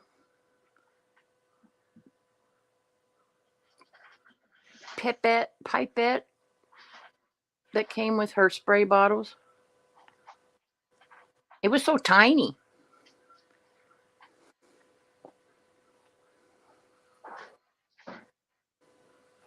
Yeah, I would think you could stick that in your little ink bottle and suck up some ink to put in there with your alcohol. Are you at work, Amber? Or are you just late? I need to know because I need to know. Write it down. And where's Stasia? And Annie Mame. Annie Mame's probably out on the town. You know her. Yeah. Oh, Amber's at work for another half hour. You know how she works. Mary ordered rosemary squeeze twist bottles today. Oh, good. What's that? What's a squeeze twist bottle? Those that I put the dye in the kit. Oh. Where is one?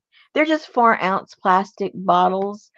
But what Mary likes about it is that the lid doesn't pop out; it twists open, so you don't lose the lid.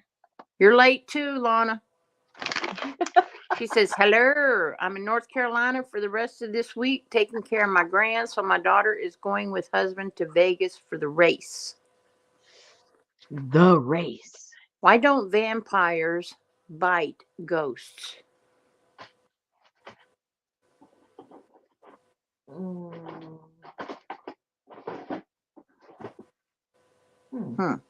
Yeah, that's what I say.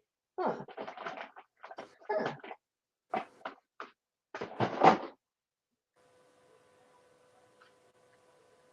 Okay, well, have you stumped Susan and me? Oh, look at that magenta Sharpie. Yeah, I was looking for my red but couldn't find it. Okay. Oh, this isn't for this project. That's for another one I was going to do. Never mind. Okay, so some of the things that you probably have, obviously most people do, unless you have a heart condition. You have salt. So just plain salt. Oops. And this is uh-oh. That thing is dried out. Hello.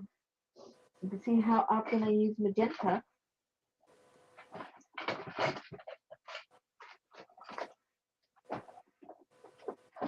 Let's get another color. Let's find another one that doesn't write. Ooh, how about? Try to find something dark. Hey, Kiki. Let's see if this one writes. Oh my goodness, I think I need to throw all my Sharpies out.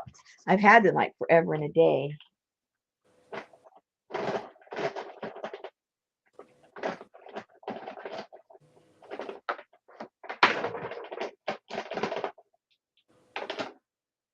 How about this one? Ooh, this one writes nice. Okay.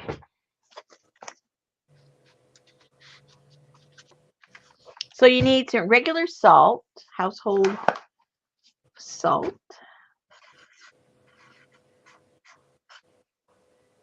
Alrighty. Some baking soda.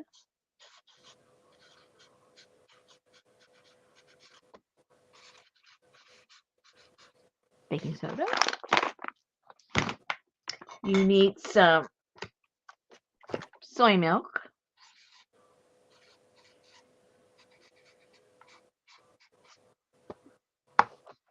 Plain, unsweetened. And some kind of deep cleaning detergent that has nothing in it, which is really hard to find and is usually expensive. But the best thing that has the right pH balance is soda ash. Ooh, that's what I get that if I don't use lotion in the winter on my elbows. Oh, that's elbow ash. Oh, Not soda ash. Don't get it confused. so does it matter if it's iodized or not? Yeah, no. Non-I. So it wouldn't be okay. Yeah. It changes the balance. And I don't know enough about chemistry to explain to you why. I just know what I read. It says don't use it. Okay. So, oh, I wrote that kind of upside down, didn't I? Okay, so the first thing you're going to do is find your fabrics that you want to use. And then, so like I said, this is upside down. So the Where do first, we get soda ash?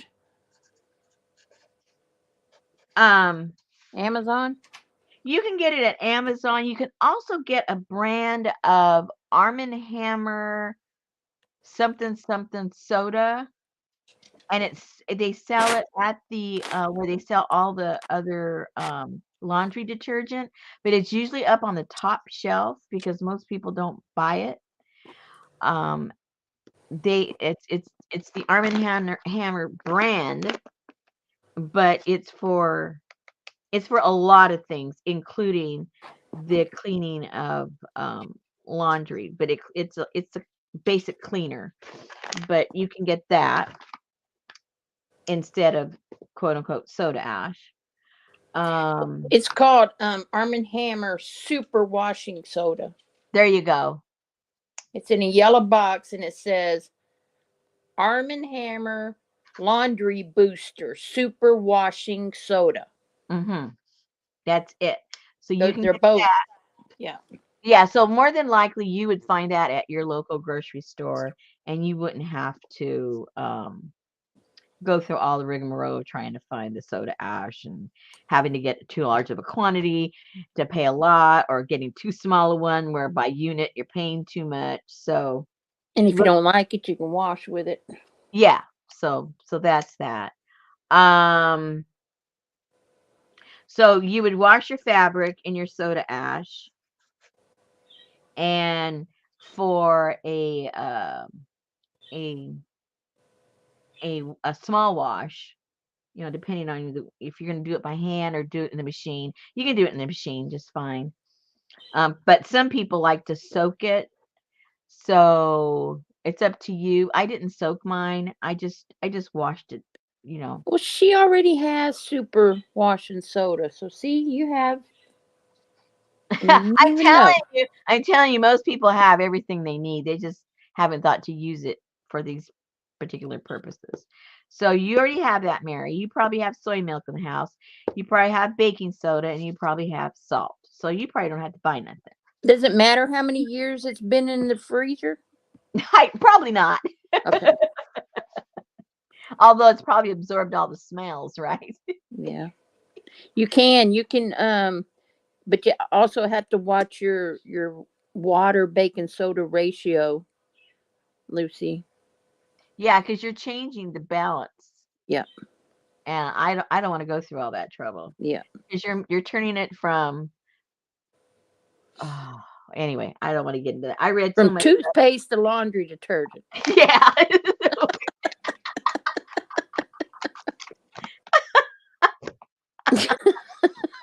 And also, if you own a swimming pool, you may have soda ash. That's what you throw in the pool to regulate the pH balance. So if you have a pool, go in the garage and go look at that stuff you throw in there when you go and make sure your pH is properly, and that also is soda ash. It's used for a lot of things. So you may have it. Okay. So that's so the whole point is you need to cleanse your fabric, like super all the stuff out of it, so that your natural dyes will be able to bond. Remember, we're talking about natural, not talking about Ritz dye. Ritz dye will practically connect to anything, but these natural dyes, they don't have the stuff inside of them to overcome all this gook that's on most fabrics. So that's why you really need to wash this thoroughly. All right. So then after everything is washed, then you're going to decide what kind of a mordant you're going to put your fabric into. There are several types of mordants that you can use, and the reason the mordant is important is because your natural dyes have to have something to bond to, and they don't naturally bond to fabric really well. But the mordant, it connects and bonds to the fabric, and then the dye bonds to the mordant that's already attached to the fabric, the house that Jack built. You So get all is that what the salt is for? The Morton no. salt? Don't confuse me any more than I am. No.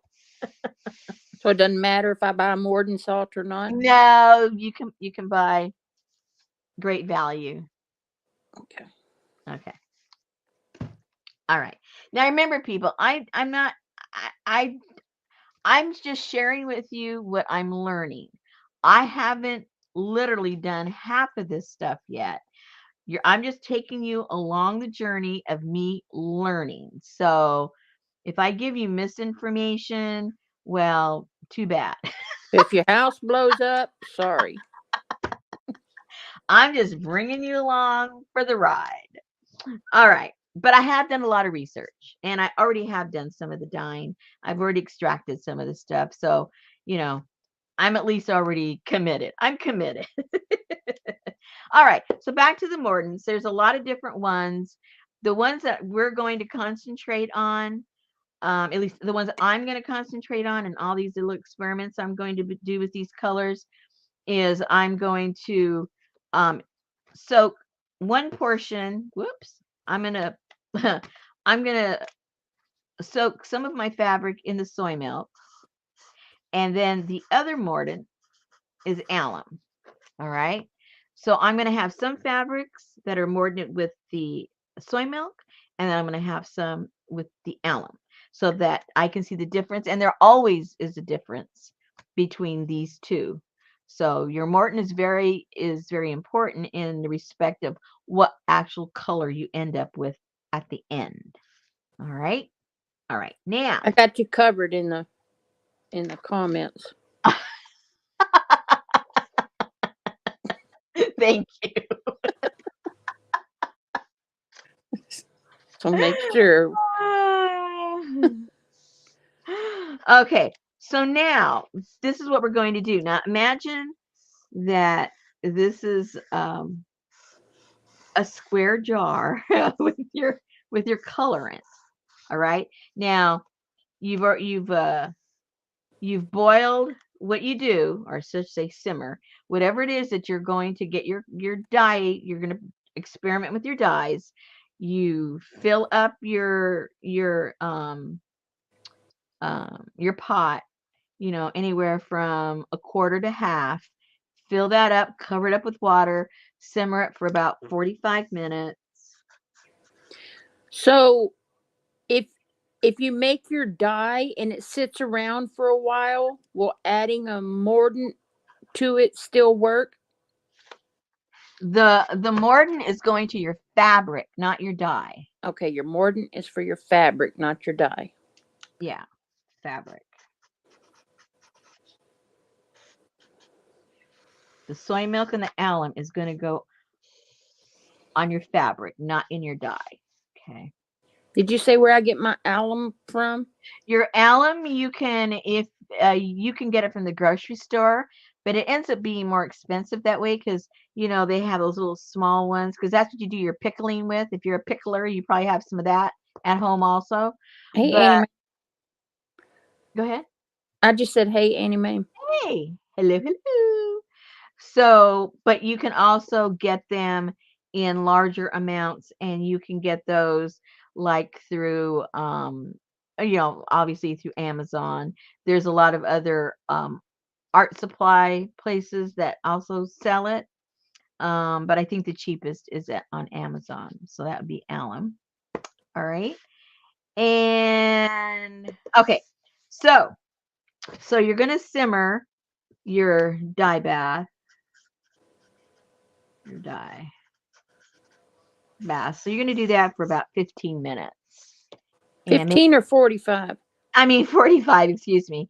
But make sure you're simmering. Do not boil because you're going to change the composition of your dye. Okay, so after you've done that and it's all cooled down, then what Oh, and also forgot. Good night, Donna. Good night. Also, vinegar. You also need some vinegar. All right. And you have that, usually you probably already have that already too. So now when it comes to your actual dye bath and how we're going to start doing the color shifting, you're going to have what you would call your neutral, where you're just going to have your dye bath where you're not going to add anything to it as far as to try and shift the color, so that you have something to compare to what your neutral dye looks like on your fabric. Then on one of them, to change the pH balance in it, you're going to add some vinegar to it. Obviously, that's going to make it acidic, right? And then you're going to have another one where you're going to put baking soda in it, which also changes the pH balance in the other direction. And then when you test your fabrics, then you're going to see when you put the one that's soaked in the soy milk, then you'll see what it looks like when you put it in the more acidic or the less alkaline one, and the same thing with the alum. So when you start off with 3, but you're going to end up with what, 5 or 6 different colors, basically based on what you put in the dye bath and what you have on your fabric. So how much does that come to, Susan? 6. Okay, 6. You'll have 6 different colors with your one dye bath. Anyway, you know, as we get going, it'll make a little bit more sense. But Okay, so you're saying step 1, you wash your fabric in soda ash. yes, clean your And fabric. okay, then you You know, I you need this. This is all messed up, people. you stick your fabric in soy milk and you let it soak. Do you Yeah, rinse it? yeah.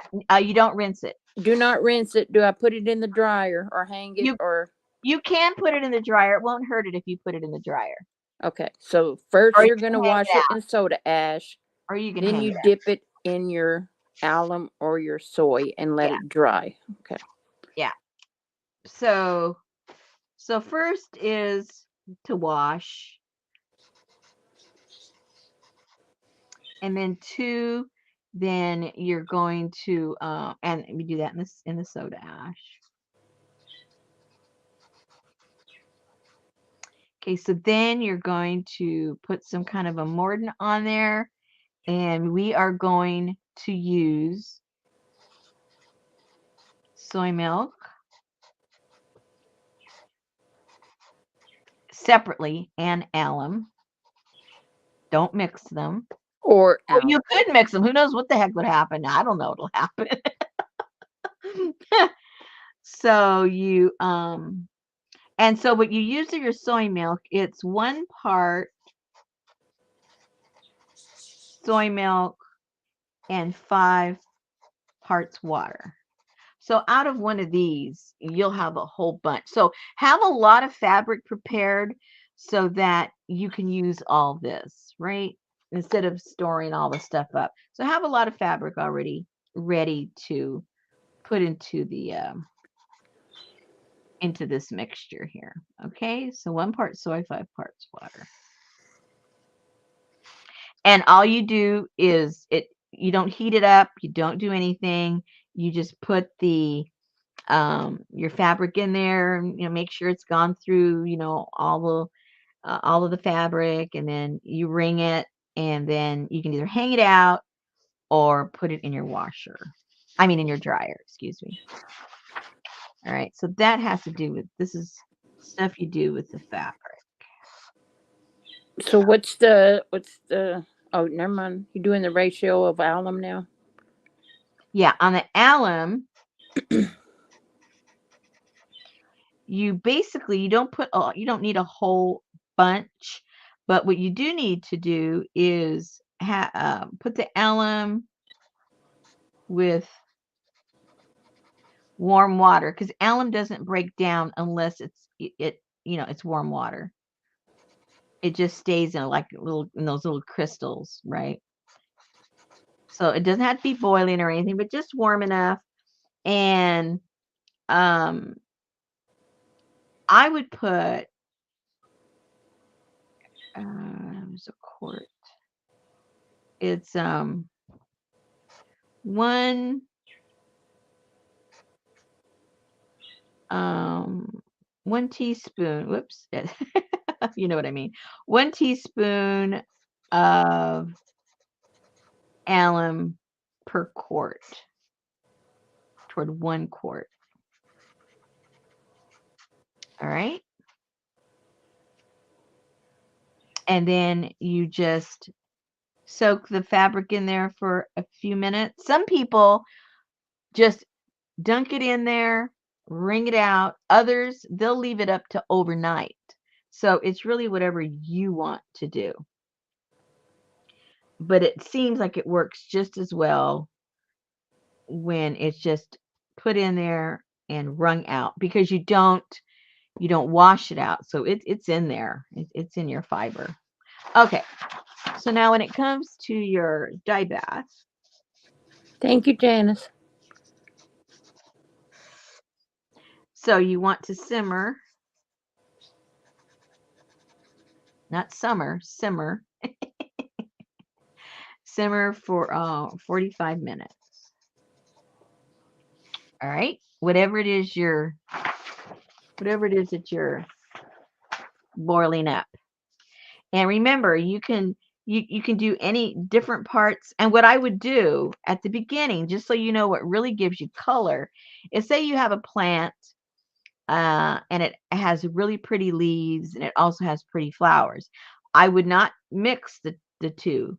Put just the flowers and see what color comes out. Put just the leaves separately, see what colors comes out of there. And a lot of roots to plants give off yet a different color. So it just depends how adventurous you are and how much boiling you want to do. But each part gives a different color. And some parts don't give any color at all. Good But night, that's Gail. good night. But that's just part of your experimenting. What gives and what doesn't, I can't tell you because I don't know. So that Yeah. leads me to a Hmm. conversation Okay. that on your acorns, the shell, Hmm. and the nut have Hmm. no color. It's the caps that have the color. And some of the nut I found out. And some of the nut. So what I did is I got some and I just whacked them and threw everything in. So I broke the rule, but it's because they all give pretty much the same color. From what I read, it's all going to be like an amber color that it gives. So I whacked them, threw them all in. Did you know? Yeah, yeah.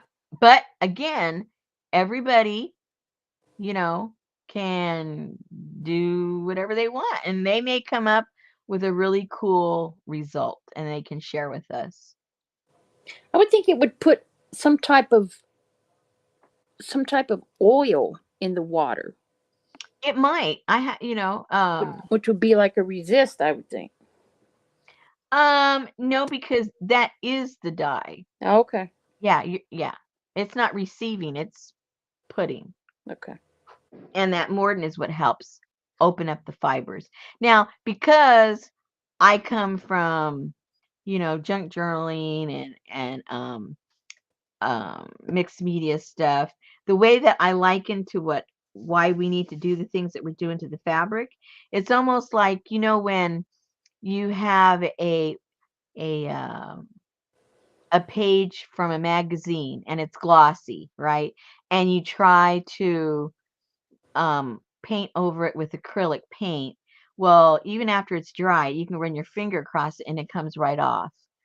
But if you put gesso over it and then paint it, it sticks to the paper, because really the gesso stuck to the paper and now the paint sticks to the gesso. Same thing with the fabric. Pretend the fabric is that glossy paper and you have to put something on top of it. So the equivalent to the gesso is your soy milk or your alum, because it opens it up and allows it to receive it. and then you can put your dye on top of that. So the dye is attaching to your mordant just like your acrylic paint is attaching to the gesso. That's the way it made sense in my head for me. So in case it's not making sense, I probably just confused you more. No, that was a good analogy. Okay. Okay. So then, like I said, so then we're gonna have, your little jars with just some samples. Like say you ended up with like maybe 2 quarts of a dye bath or something once your boiling is done. And then we're gonna get little cups, it doesn't matter what they are, just little small cups with a sampling of your dye bath. And then we're going to introduce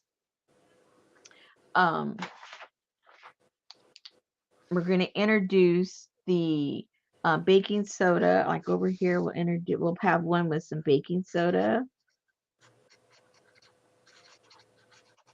We'll have some with vinegar, and you can also use lemon juice, anything that's acidic,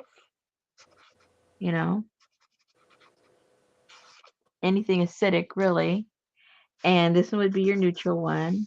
And then there's other things that we can put in and we'll achieve different colors along the way. And then what it happens is when you see the color that you like that you end up with, then that's what you'll end up probably doing to your batch that's left over. Like say you only like one of the colors of here. Then whatever you put in there, the baking soda, vinegar, whatever it was, then you put in your dye bath and then you can do your fabric. So is there a ratio of how much you put in your dye bath with the baking soda or the vinegar or? Well, if whatever you're putting on here, say it's like a cup, you're going to put like 1 teaspoon in there. And then depending how much of the dye bath you have, which I don't know how much you'll have, then you'll figure that out, like a teaspoon for the cup. Okay. However many cups you have. Because sometimes, it boils down and then you don't have that much left. So keep an eye on your simmering, and you can always add some more water. If when it's simmering, it goes down way too low, you miscalculated how much you put in there, you can always just put a little bit more water. Not a lot, because you're going to dilute all the dye that way. But you could put some so that you have a little extra. And then also something I learned, which is that when you have your dye bath,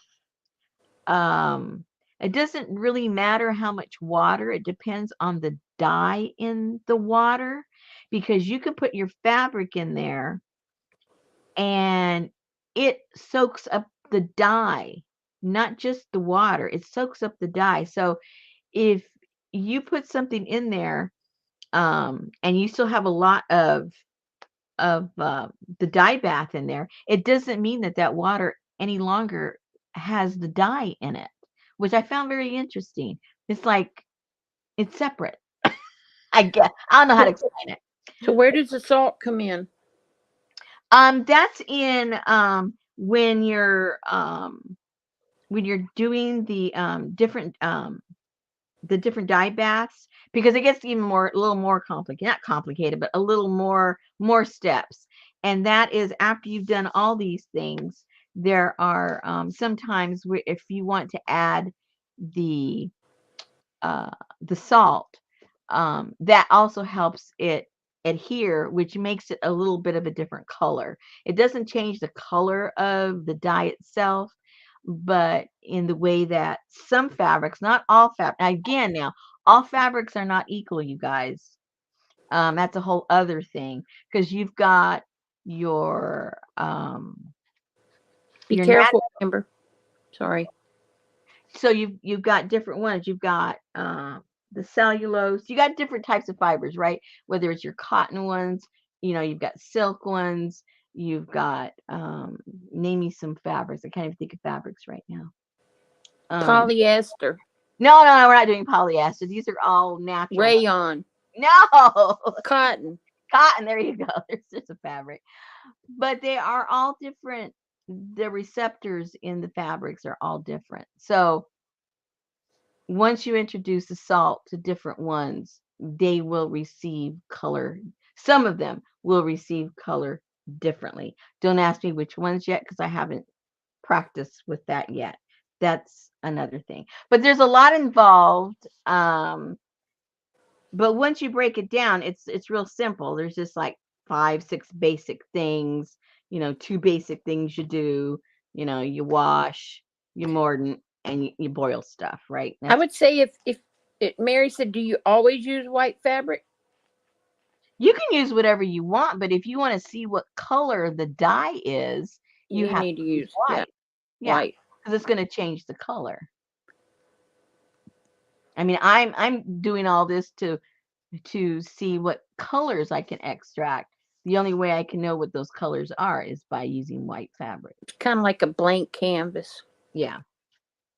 Because if you put black in there, you would never know. Yeah. Yeah, exactly. Hello. That'd be a little difficult. So anyway, so that's just kind of so far in a nutshell what I've been doing and the stuff I've got in my preparation to do my testing. And I honestly don't know what I'm doing. This is all I know right now. So that's all I can share with you. There are some really excellent books out there. I haven't bought one, but I've seen a lot of references to certain books that have to do with natural dyeing. So I'm going to do a little bit more investigation about those books and which one has the more practical information because I'm not out to be a purist when it comes to dyeing. I just want to have fun with it. There's people out there that are dead serious about this. And, they'll jump down your case if you do this or do that or whatever. No, you're not supposed to do that. You're supposed to do this. So I just want to have fun with it. So I don't want to get a book that is like, what else? Any other questions about up to now? Because that's all I know is up to now. I don't know anything else. Not yet. I don't know nothing else. Okay, is my boutique, is that thing? Oh, it's dry. Okay. So next stage, this is dry. Let's move on. If you have any questions, feel free to ask.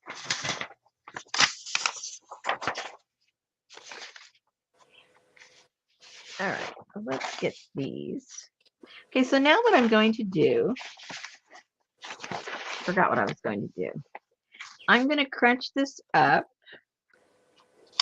and try to get a few little marks in here. Oh no, this just barely dried. Now I have to cover the whole thing with wax. I forgot what I had to do next. Hello. Turn it on, Rosemary. See, I forget what I'm doing. Okay, so now if you want to get all the cracks on here. Okay, if you don't want any cracks on here, you're done. All you got to do now is get the wax off of here with your iron. But if you want to have those cracks that Batik has with dark colors throughout the print, well, now what you have to do is you have to cover the whole thing with wax. And then when that dries, then you're going to crunch it up. And then you're going to put some kind of dark color, whether it's a dark blue or a black or something, to try and get into those crevices. And that creates that natural batik look. So let me heat this up so we can put a coating over here on what doesn't already have wax. See, all these colors need to have wax over them now, because if I were to just to crunch it and put a black over it, then obviously all the colors would be gone. Everything would be black. And we don't want that, do we? No, we don't. No, we don't. Okay. Let me go get my larger brush so it won't take me up. Oh, it's over here. Never mind. I have my larger brush here.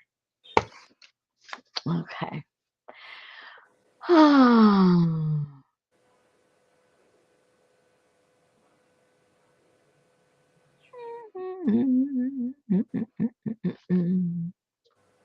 Oops. it's warming up fast. Yay!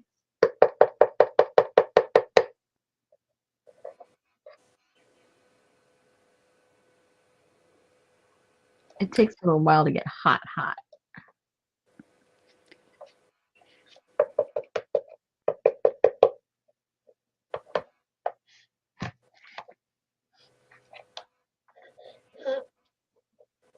Okay.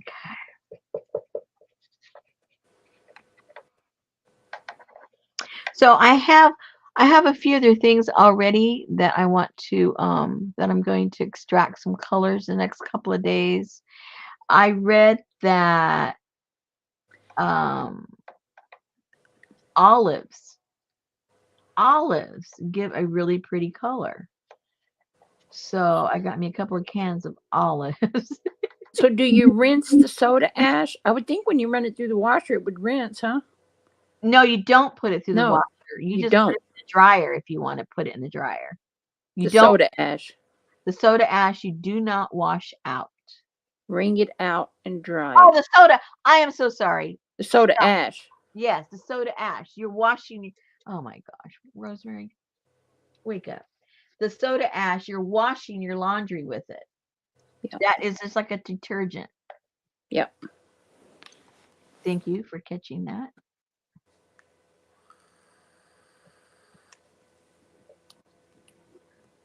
I was thinking of the soy milk. S&S, soy and soda, right? I'm so easy.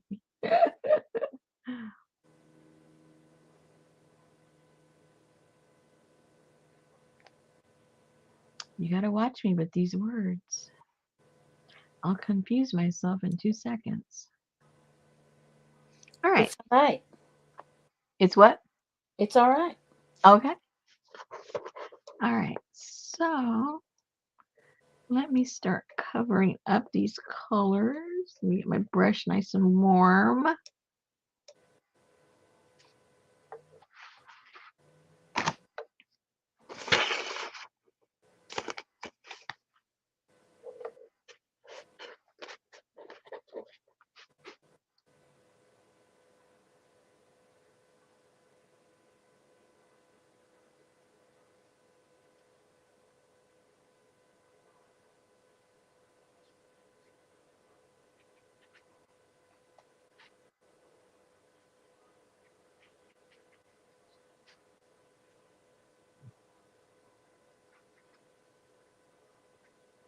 You don't have to go over the wax that's already there.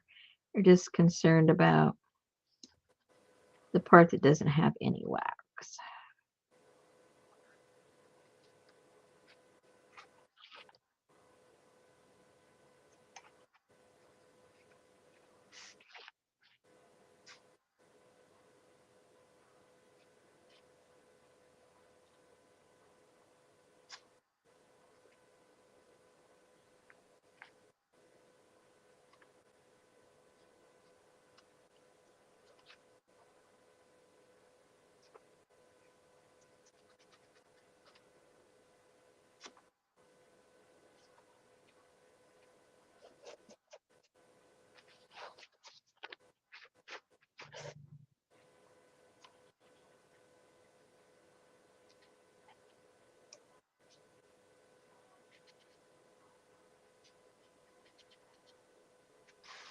It's interesting how I just got these blobs on there.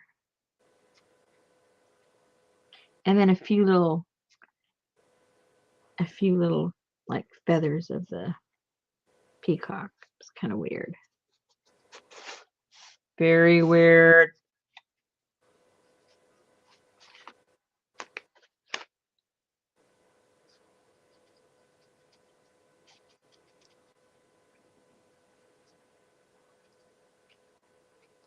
So how many are going to try doing the dyeing? I'm interested. I know Mary's already at it. I don't have to ask Mary, that's for sure. Ooh. Oops, I missed a spot. Yeah, and it's good to look in the back and see where you missed. That's your best bet.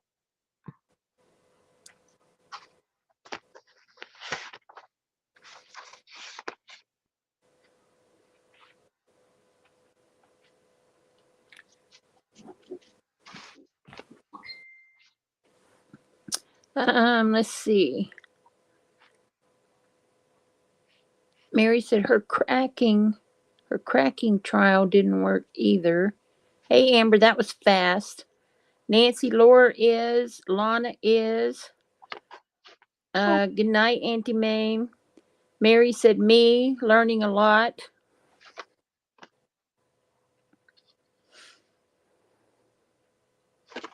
good.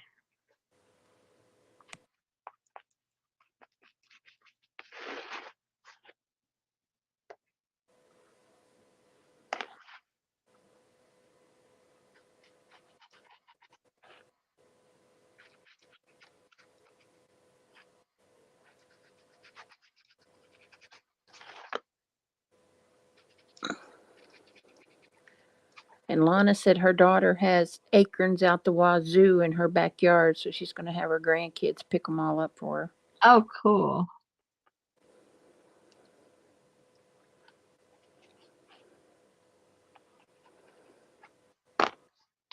All right. So, oops, that's a spot right there. So what is the scrunching for? Um,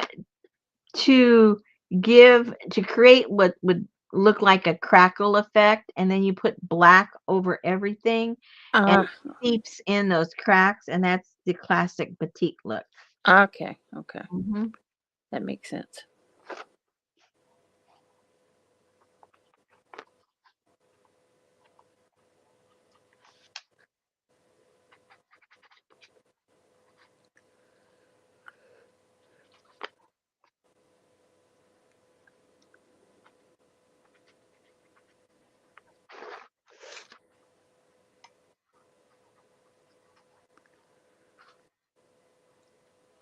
So you need to batik Richard a shirt. Oh my gosh. I think he's got one or two real ones. He got it when we lived in Hawaii. They do really pretty batik there.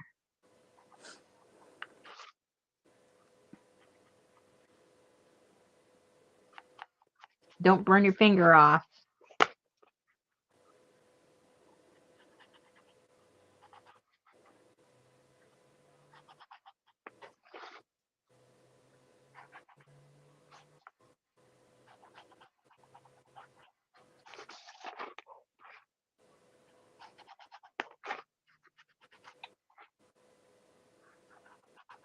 Janice is going to make one for her husband for Christmas. With a Santa Claus on it? Brenda said may try. She's going to collect some walnuts and hickory nuts. She's got some pokeberries, Oh, those are potent. but she missed the elderberries. Now, don't overlook stuff in your refrigerator too. There's a lot of stuff in there you can test and see if you Mold. no different fruits and vegetables. I Ah, saved I got some tangerines the other day, and that little those cuties. So there's quite a few in there, and I saved all of the peel, and I boiled those. I've got those in the refrigerator. I don't know if it's gonna produce a color once the fabric hits it, but it's ready to go. All right. I've got some. My citrus tree is blooming out there. Wow. It's fruiting or whatever. Yeah. They're green right now, but Wow. Okay. So you let this dry, which it dries. I mean, as soon as you put it down, it's dry. And then we're going to do the old cruncharoony. Seems like it's all dry. kitchen bouquet. That's right, Sherry. Never forget.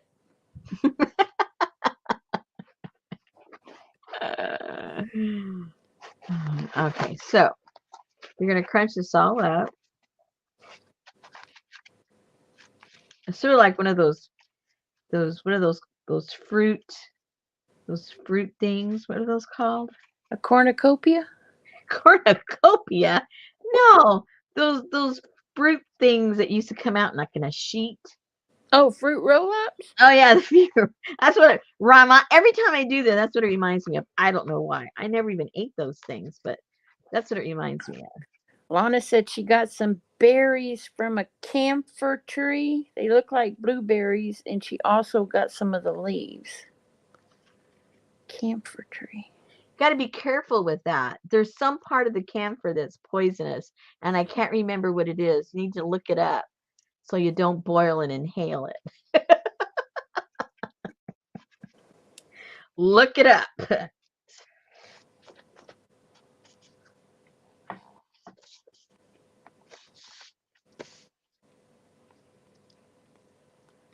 Alrighty. Okay, so now you open this up. Shake out all your wax that isn't connected anymore.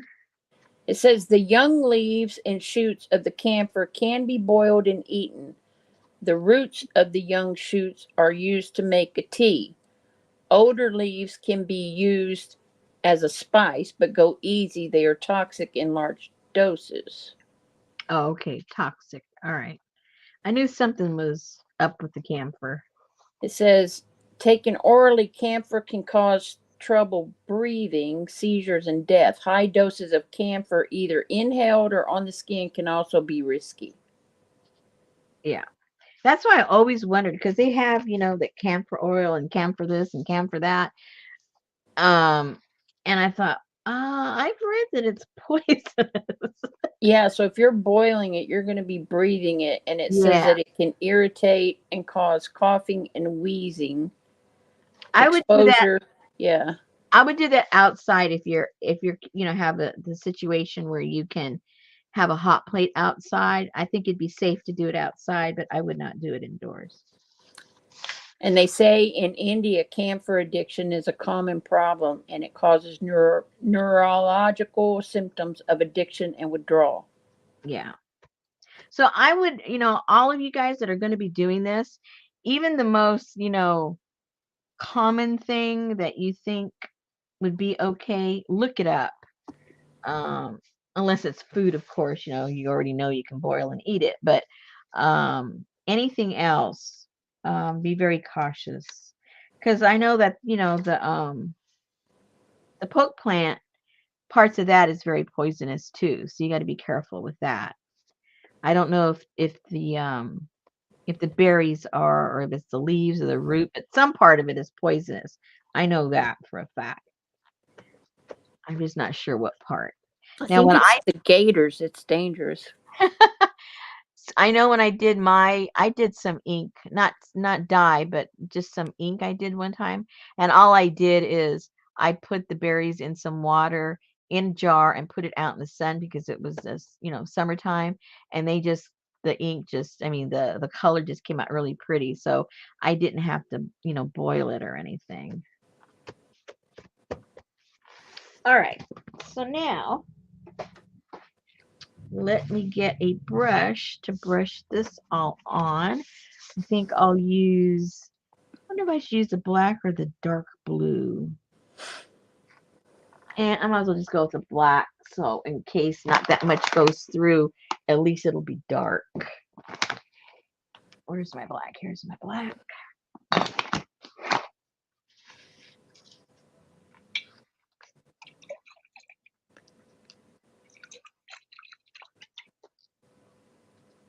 And let me get a brush.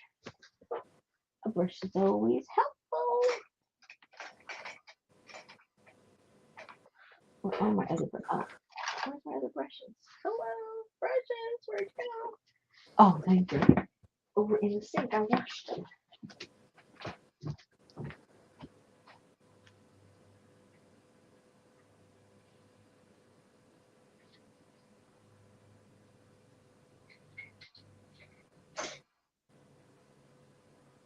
And don't forget your onion skins. Or whatever that part of the onion that dies. Yeah, the skin.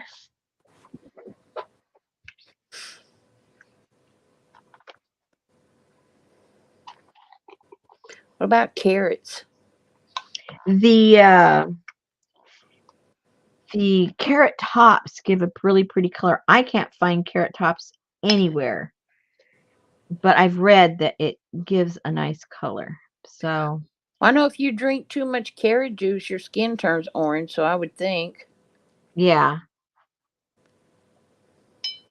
you would think. Okay, so now you get your dark dye with whatever color.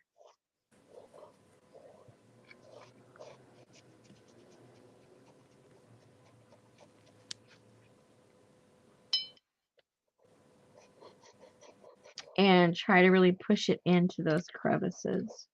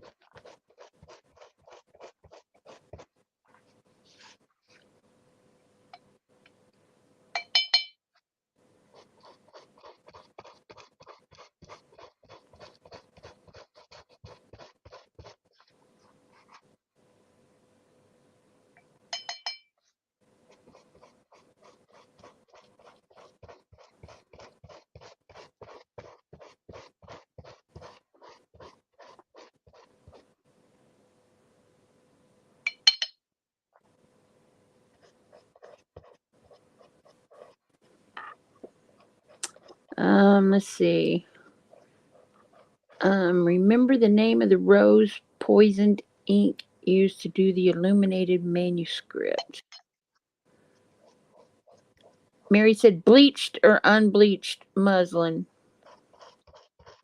Whatever you want to use. What I sent you guys was unbleached. When we did the batik, but I actually have both. I'm going to test both of them, see if it makes that big of a difference.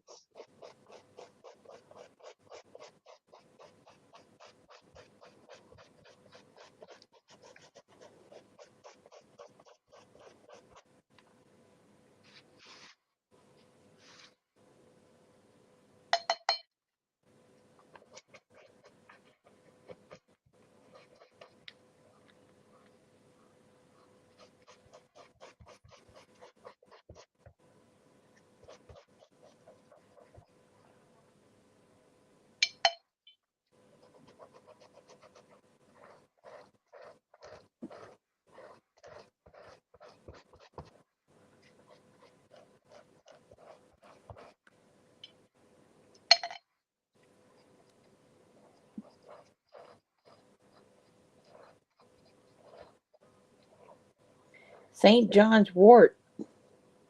That is a good eco printer.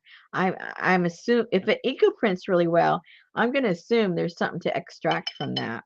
I don't know what part, because I used to use the leaves, but maybe those flowers too, those yellow flowers. I'm not sure. My answer for everything is test, test, test, test. The ivy.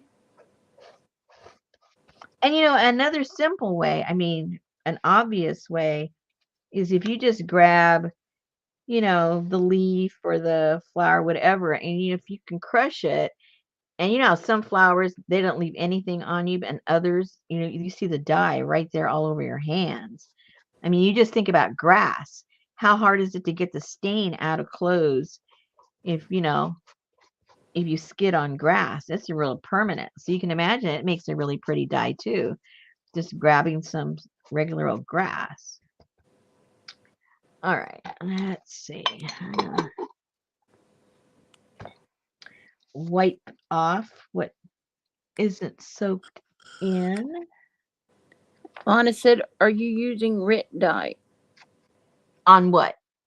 I guess whatever this black is. Oh, no. Uh-uh. This is a cold-based dye. Well,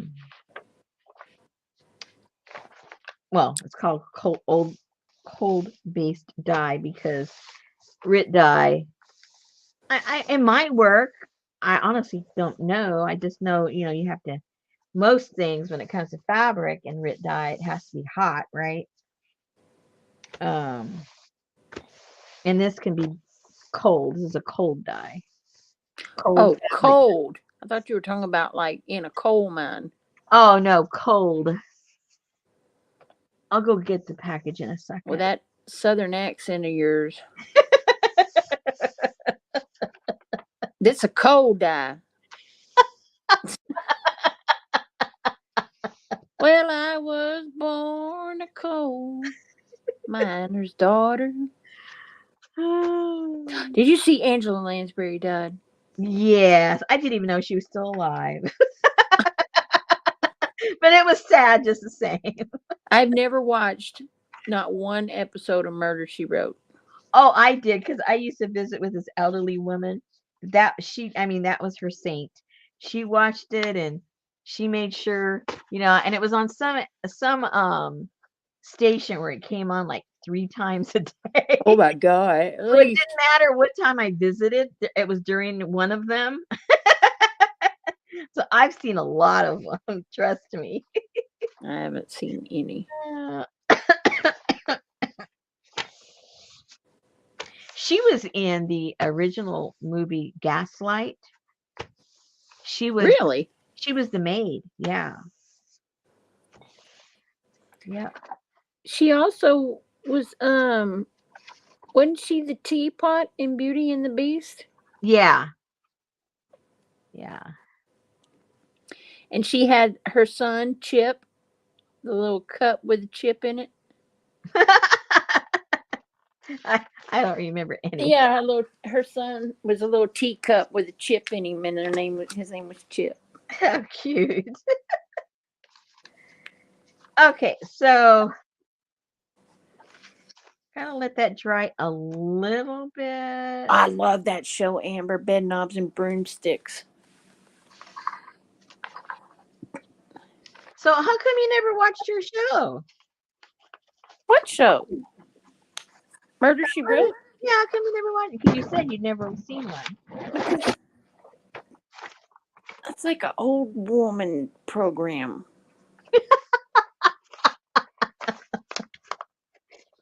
Well, lots of people used to watch it, and it wasn't all old people.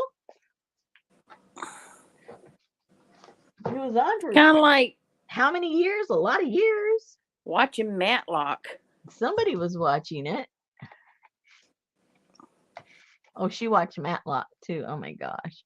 I didn't. She watched Matlock, Murder She Wrote, Ironside. Ironside. Oh, what was the other one? As the World Turns. No, she wasn't into soap operas. I never seen her watch them at all, as a matter of fact. Okay, time to clean. Time to clean. Let's see what happens. Bring out the iron. Bring out the iron. Perry Mason. Oh, I like Perry Mason. It's so corny. I like it.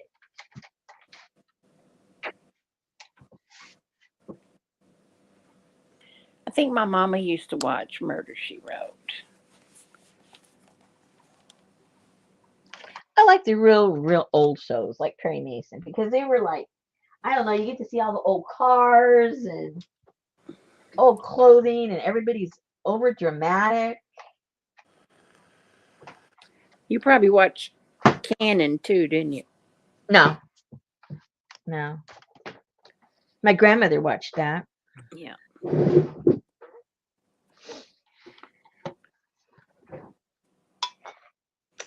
Okay. What temperature do I have this on? Oh, Good thing I looked. I have it on off. That would not work. Let's get it pretty hot, at least cotton.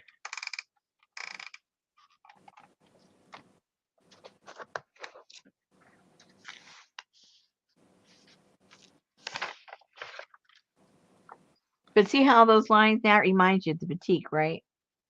All those marks in there. I wouldn't be able to identify a piece of batik if somebody Oh, walked up and really? handed Oh, it to me. okay. All right.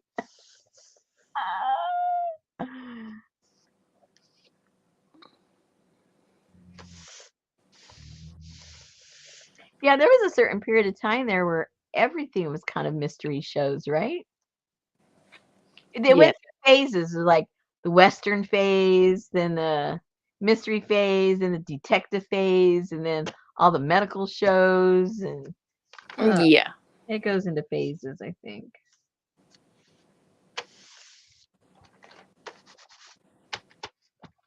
Not hot yet.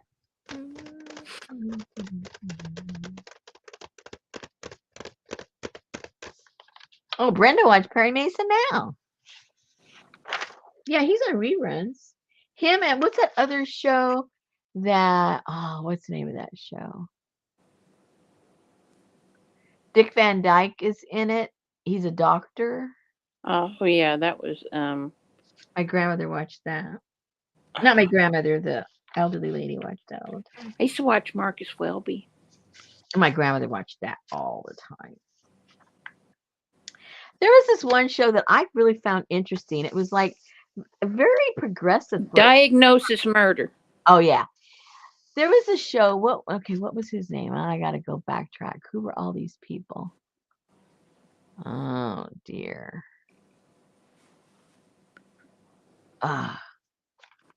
He was a coroner during kind of the same period of time we're all talking about. Oh, is that no. Coroner. Come on, Janice. I keep seeing Trapper John. Oh, Quincy. Yes. Quincy. Quincy. Now, Quincy. I have a question. Yeah. How do they, if they do, create long yardage of batik, like for quilting? They have the fabrics in rolls, and they have people literally stamping it. That's if it's hand done. There are machines now that can do the wax. And it's not printed like regular printed fabric, but it is done with a machine. But it's all the same stages as hand printing. But most batik is still done by hand.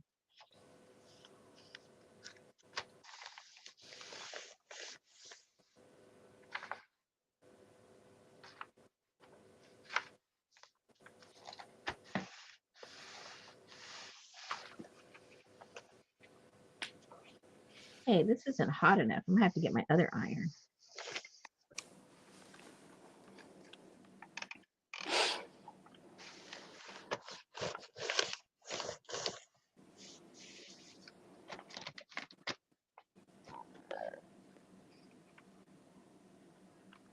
Ooh, see the crackadoodles there? Just what we want. Yay! Hey, Shanta. Hey, Shanta. Oh, I saw Shanta's piece. She did a beautiful piece. Do you see it in the group? Yes, I did. Very nice.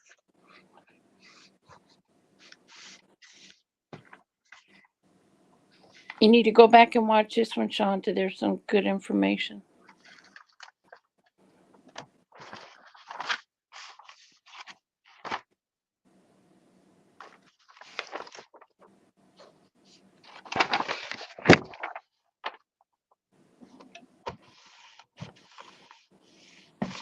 Oops. She said she tried it on paper too. Mm-hmm. Yeah, you type that in on Pinterest. They have a lot of cool ones on paper. I haven't done it myself, but it looks pretty cool.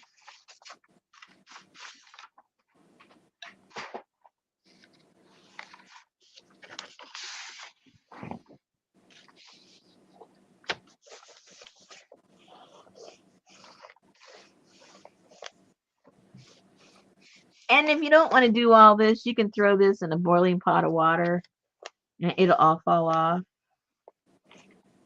I just couldn't do that on camera because I'm so incapable of technology. I don't know how to, whoops, see what I just did? I don't even know how to take, I mean, I know how to take a movie on my phone, but I don't know how to get it into my computer to use my editing software and, put my videos together like I normally do. I don't even know how to do that. You So, just plug your power cord into your computer and you just scoot it over from. It'll put an icon of your phone on your computer, and then you just drag it off of there onto your desktop. ah, Shanta said, "Won't the dye boil out?" no, it's permanent. That's why it's important. You have to use a dye, a permanent dye. I guess all dyes are permanent. I guess an oxymoron. I don't know. I'm learning, guys. I'm learning. But no, it won't. Janice That said, "What are you going to do with your wax paper?" I know. What am I gonna do? I'll have to make a wax journal.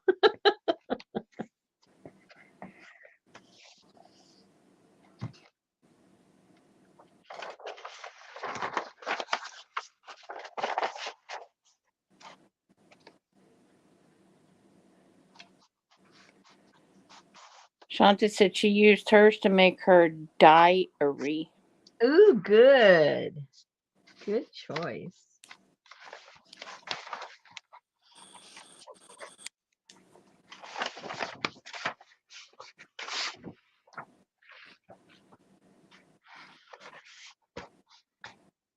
Oh, I used to watch Adam 12. I never liked that. My grandmother watched it. I didn't like Barnaby Jones because I just couldn't picture Jed being in a suit. And, I well, like Taxi. oh, yeah. Mary said her papers are going to be galaxy paper for that wax paper. I keep hearing her say that. I have no idea what galaxy paper is. I mean, I've heard her say that 100 times, and I still don't know what galaxy paper is. Shanta said she also ordered some marigold tea from Amazon. Not sure if it will work, but she's going to try. Oh, yeah. Way back when I ordered some dried marigold leaves, that was meant for, I think, for tea, but I wanted to use it in my eco printing. Well, let me tell you, all marigolds are not made equal. These had 0 dye in them. I mean, 0. And I have a whole big giant bag back there with them. I might have to make some paper and throw it into paper. Zippo.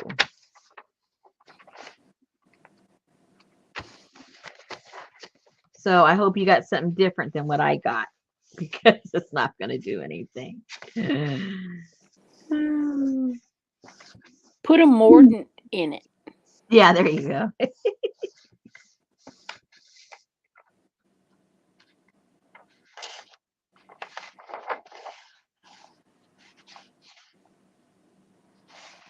Can you see the crackle? Yep. So that's what you're trying to achieve. Sometimes it works out better than other times. So, like anything. She said what she bought is not leaves, it's definitely flowers, and she has some alum. Yeah, mine were flowers too. I misspoke. Mine's are flowers. I'll show you what I got. I know that butterfly PT is so weak looking. It looks beautiful in the glass. Yeah, well, all you got to do is we're going to play around with that too. We're going to add the shifters into it and see what happens.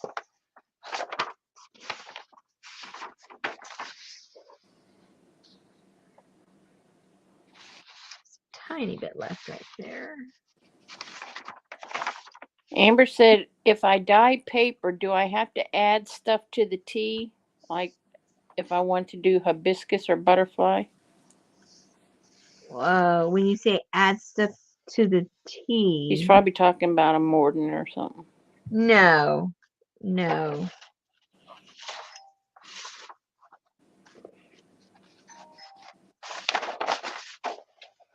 Okay, I think this piece is done. There you go. Don't get all buggy on me. And that looks like a little sheep over there to the right. Right here. Yeah. That looks like a little sheepdog head. Yep. Looking that way, that's his nose. Ooh, what's this? That's a side view. It's showing his brain. Oh. Yeah, it's a little puppy dog. There's his nose right there. He's having an MRI, I guess, or something. I don't know. Oh, he's missing an eyeball, but he's there. He's a little sheepdog with all his little hair over his eyeball. Oh. Oh, Amber said, so I can just make the mix and put the paper in and I'm good. yes, ma'am. And simmer, not boil. Yes, ma'am. It should work.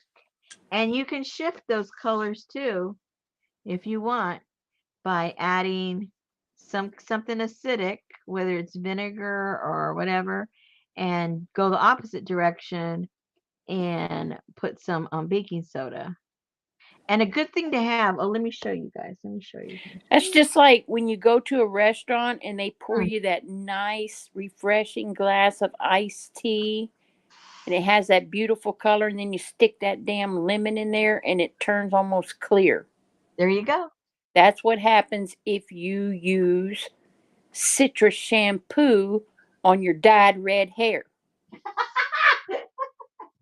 That's a true statement.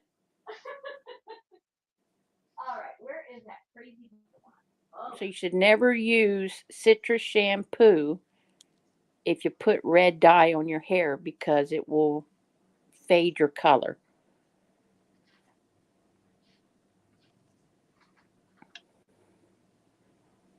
And I learned that from many years of working in the beauty industry. So there are many different types of marigolds, which I did not know. Like I say, I keep learning something new all the time. There are different kinds of marigolds. So I bought this big old giant thing, marigold, calendula, whole organic. Look at this big old bag. It's just all the petals. It's even got millions of seeds down there because they just throw the whole top in there. Not one color. This particular, Calendula. do not buy that because there's no color in that particular marigold. So, and this is made for tea. It's a spice company, and it's for people that like to make their own tea. I'm sure the tea is wonderful. I haven't made any, but as far as what I bought it for, it stinks. So, buyer beware. And this thing is and now it's already expired. That's how long ago I bought it. I can't even make tea out of it anymore. Okay, how does a flower expire? Well, I guess the potency of the tea has expired. I guess. I don't know. It smells good though. You just said it stunk. As far as dying, it stinks. Oh. It doesn't die. It has no color. But it smells good. I bet you'd make some good tea. Okay, so that's that. So yeah, be very careful that when you buy your marigolds, it specifically says for dyeing, or else you're going to end up with a big bag of tea. I would pour that in some decorative bowls and squirt some scented oil on it. Yeah, that would work. Okay, what else was I going to show you?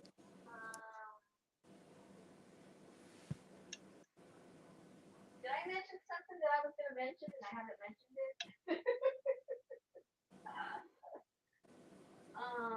Oh yeah. You wanted to see what kind of, yeah, here we go. Here we go.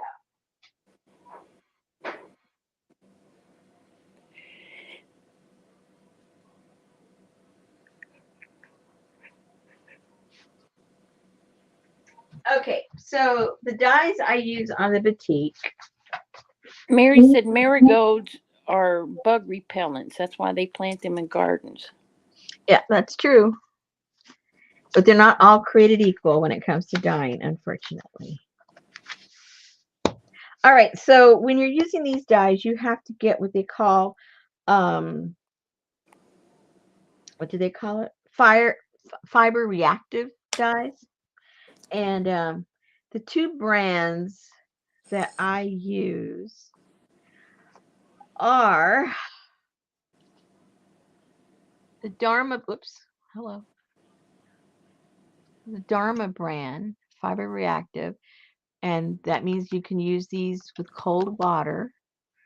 And these by Jacquard, they're the same thing. They are the cold water dyes for fiber, and they're not cheap. And if you want multiple colors, they're really not cheap. So that's that. That's only if you're really into it. Otherwise, you're just wasting your money. Oops, let me unplug this.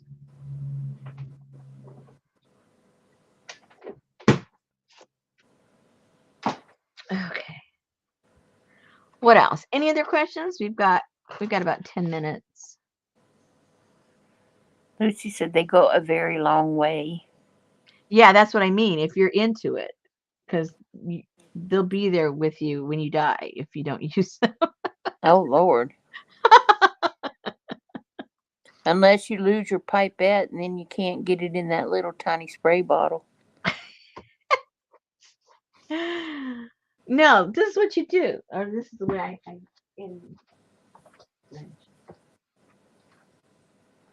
Oh, marigold repels garden pests like deer and rabbits. See, this is the little thing that Mary was talking about. This is what I sent the dye in the kit.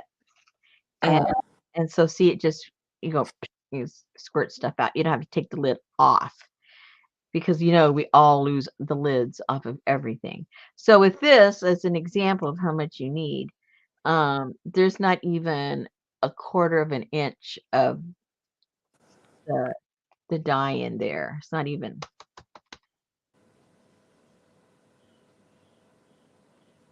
Yeah, it's maybe a quarter of an inch, and that makes 4 ounces.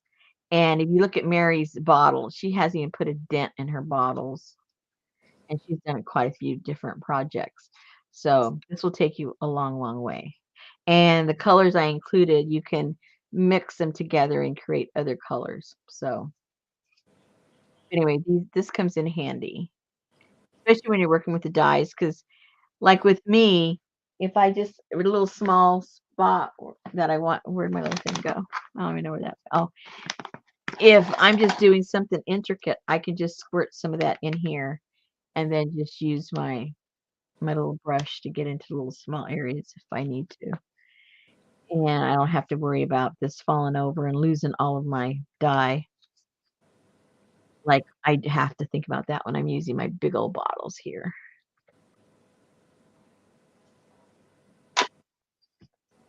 What's that? She said, can we use soy wax? You can use soy wax, but again, that has to be mixed You know, you can't use any one of those waxes by itself. That's my answer. So you can use it, but I would still put half of something else or 3 parts of the other ones, the paraffin um and the beeswax. But when you're doing this, I would not use any one of those alone. She'll probably make a journal and sell it, Shanta. The That's what? what you did with those other ones, your batik piece. Oh yeah, 2 people asked for them. One of them has paid, the other one hasn't, and I haven't been able to get in contact, so it might be going up soon. Yeah, you can make journal covers out of them. You can make them into pillows. That could be your fancy Sunday go to meeting nose blowing hanky. Yeah, and you can make a whole bunch of them and make a quilt. You know, big old patchwork. Yeah, you could frame it. Yeah, you could frame it. My very first batik. You could make one of those little canvas shoulder type bags, and that would be the front of it. Can you tell us what wax you put in the kit? The paraffin and beeswax.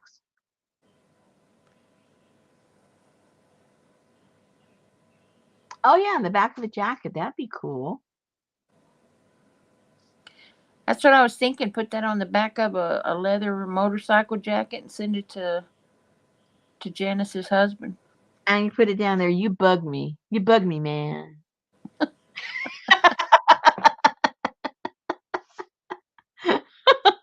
You really bug me, man.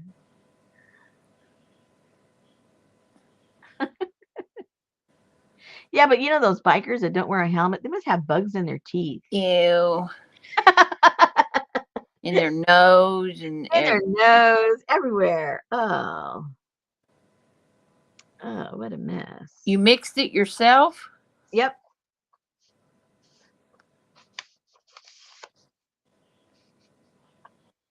Yep, Mary, she did.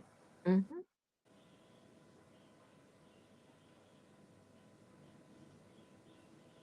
Yes, ma'am. So I thought heated beeswax was poisonous. Huh? I thought heated beeswax was toxic. Who said that? I'm just asking. Oh, you. All wax is toxic if you burn it. Really? Yeah. And that's why when you work with encaustic, when you work with batiks, with whatever you work with, they tell you either do it outside or a well ventilated area. Because if you overheat it, the fumes that can come off of wax is toxic. Huh. Well, then why do we burn candles in our house? Because the heat on a wick is not hot enough to release those toxins. Because you never see your candle smoke. What you see smoke is when the wick goes out. That's the wick that's smoking. Your candle isn't smoking. But when you're working with these high temperatures, you can see smoke literally come up. Like when I have to be really careful because when I have that large griddle, even if I keep it at the temperature that the wax is supposed to be at, I see there's smoke coming up. And so I can't use that during the wintertime or even the summertime when my windows are all closed. I only use that in the other room now when I can have the window open and have my exhaust on. They sell these little exhaust fans specifically for people that work with wax, and that's real handy to have if you if you do a lot of work with encaustic or just regular wax. Those are invaluable. You should have one of those because it's a lot more healthy for you.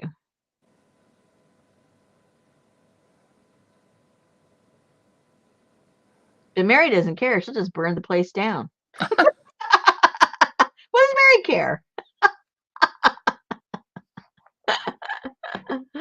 But I noticed, like in those wax warmers, that sometimes that wax will turn black. Really? Mm-hmm. I don't have one except for playing with this. I don't use it for normal use, so I've never put a real candle on mine.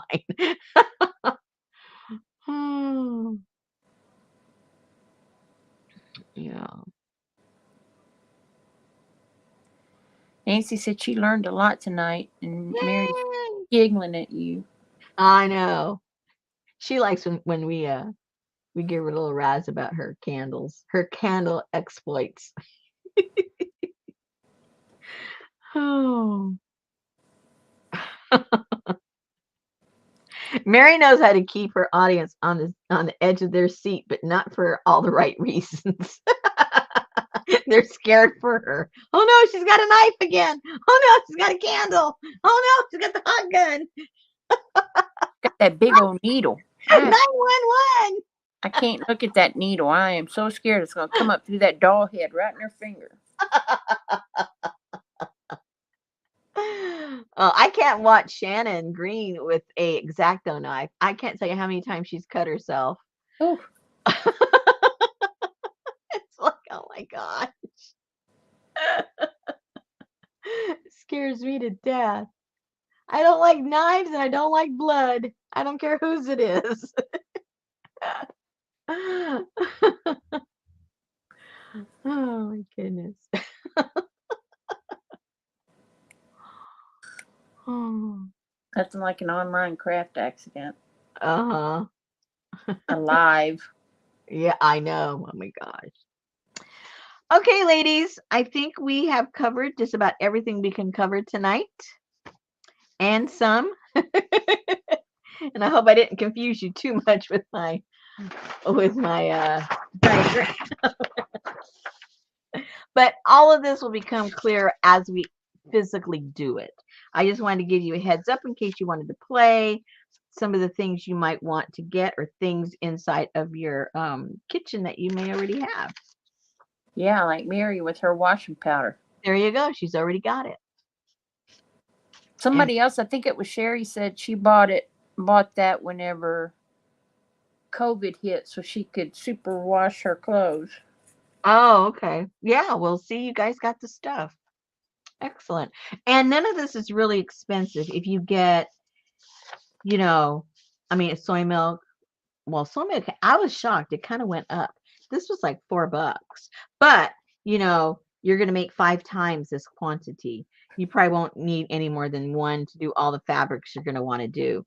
And depending if you're going to, like, if you're just going to be doing small pieces of fabric for your sample book, you're never going to, you'll never need any more than this to do all your fabrics, right? But if you're going to do like big pieces or, you're going to make journals or something like that, well, then obviously you're going to need some more. But most of us are just going to be doing our sample stuff.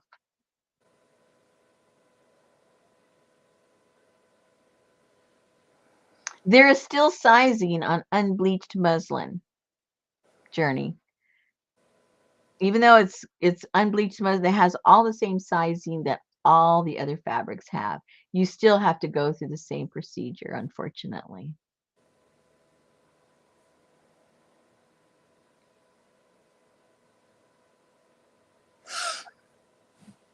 She bought to make her own laundry soap. Yeah.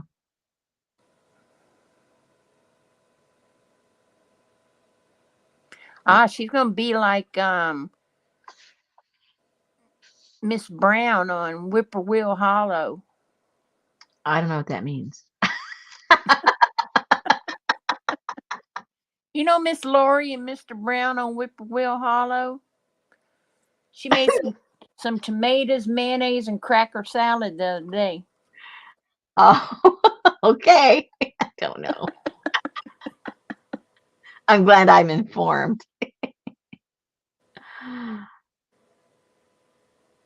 Oh, Lucy, that's too much trouble. I'm having enough trouble just doing this, let alone making my own soy milk. Oh gosh. I'd rather go milk a bean than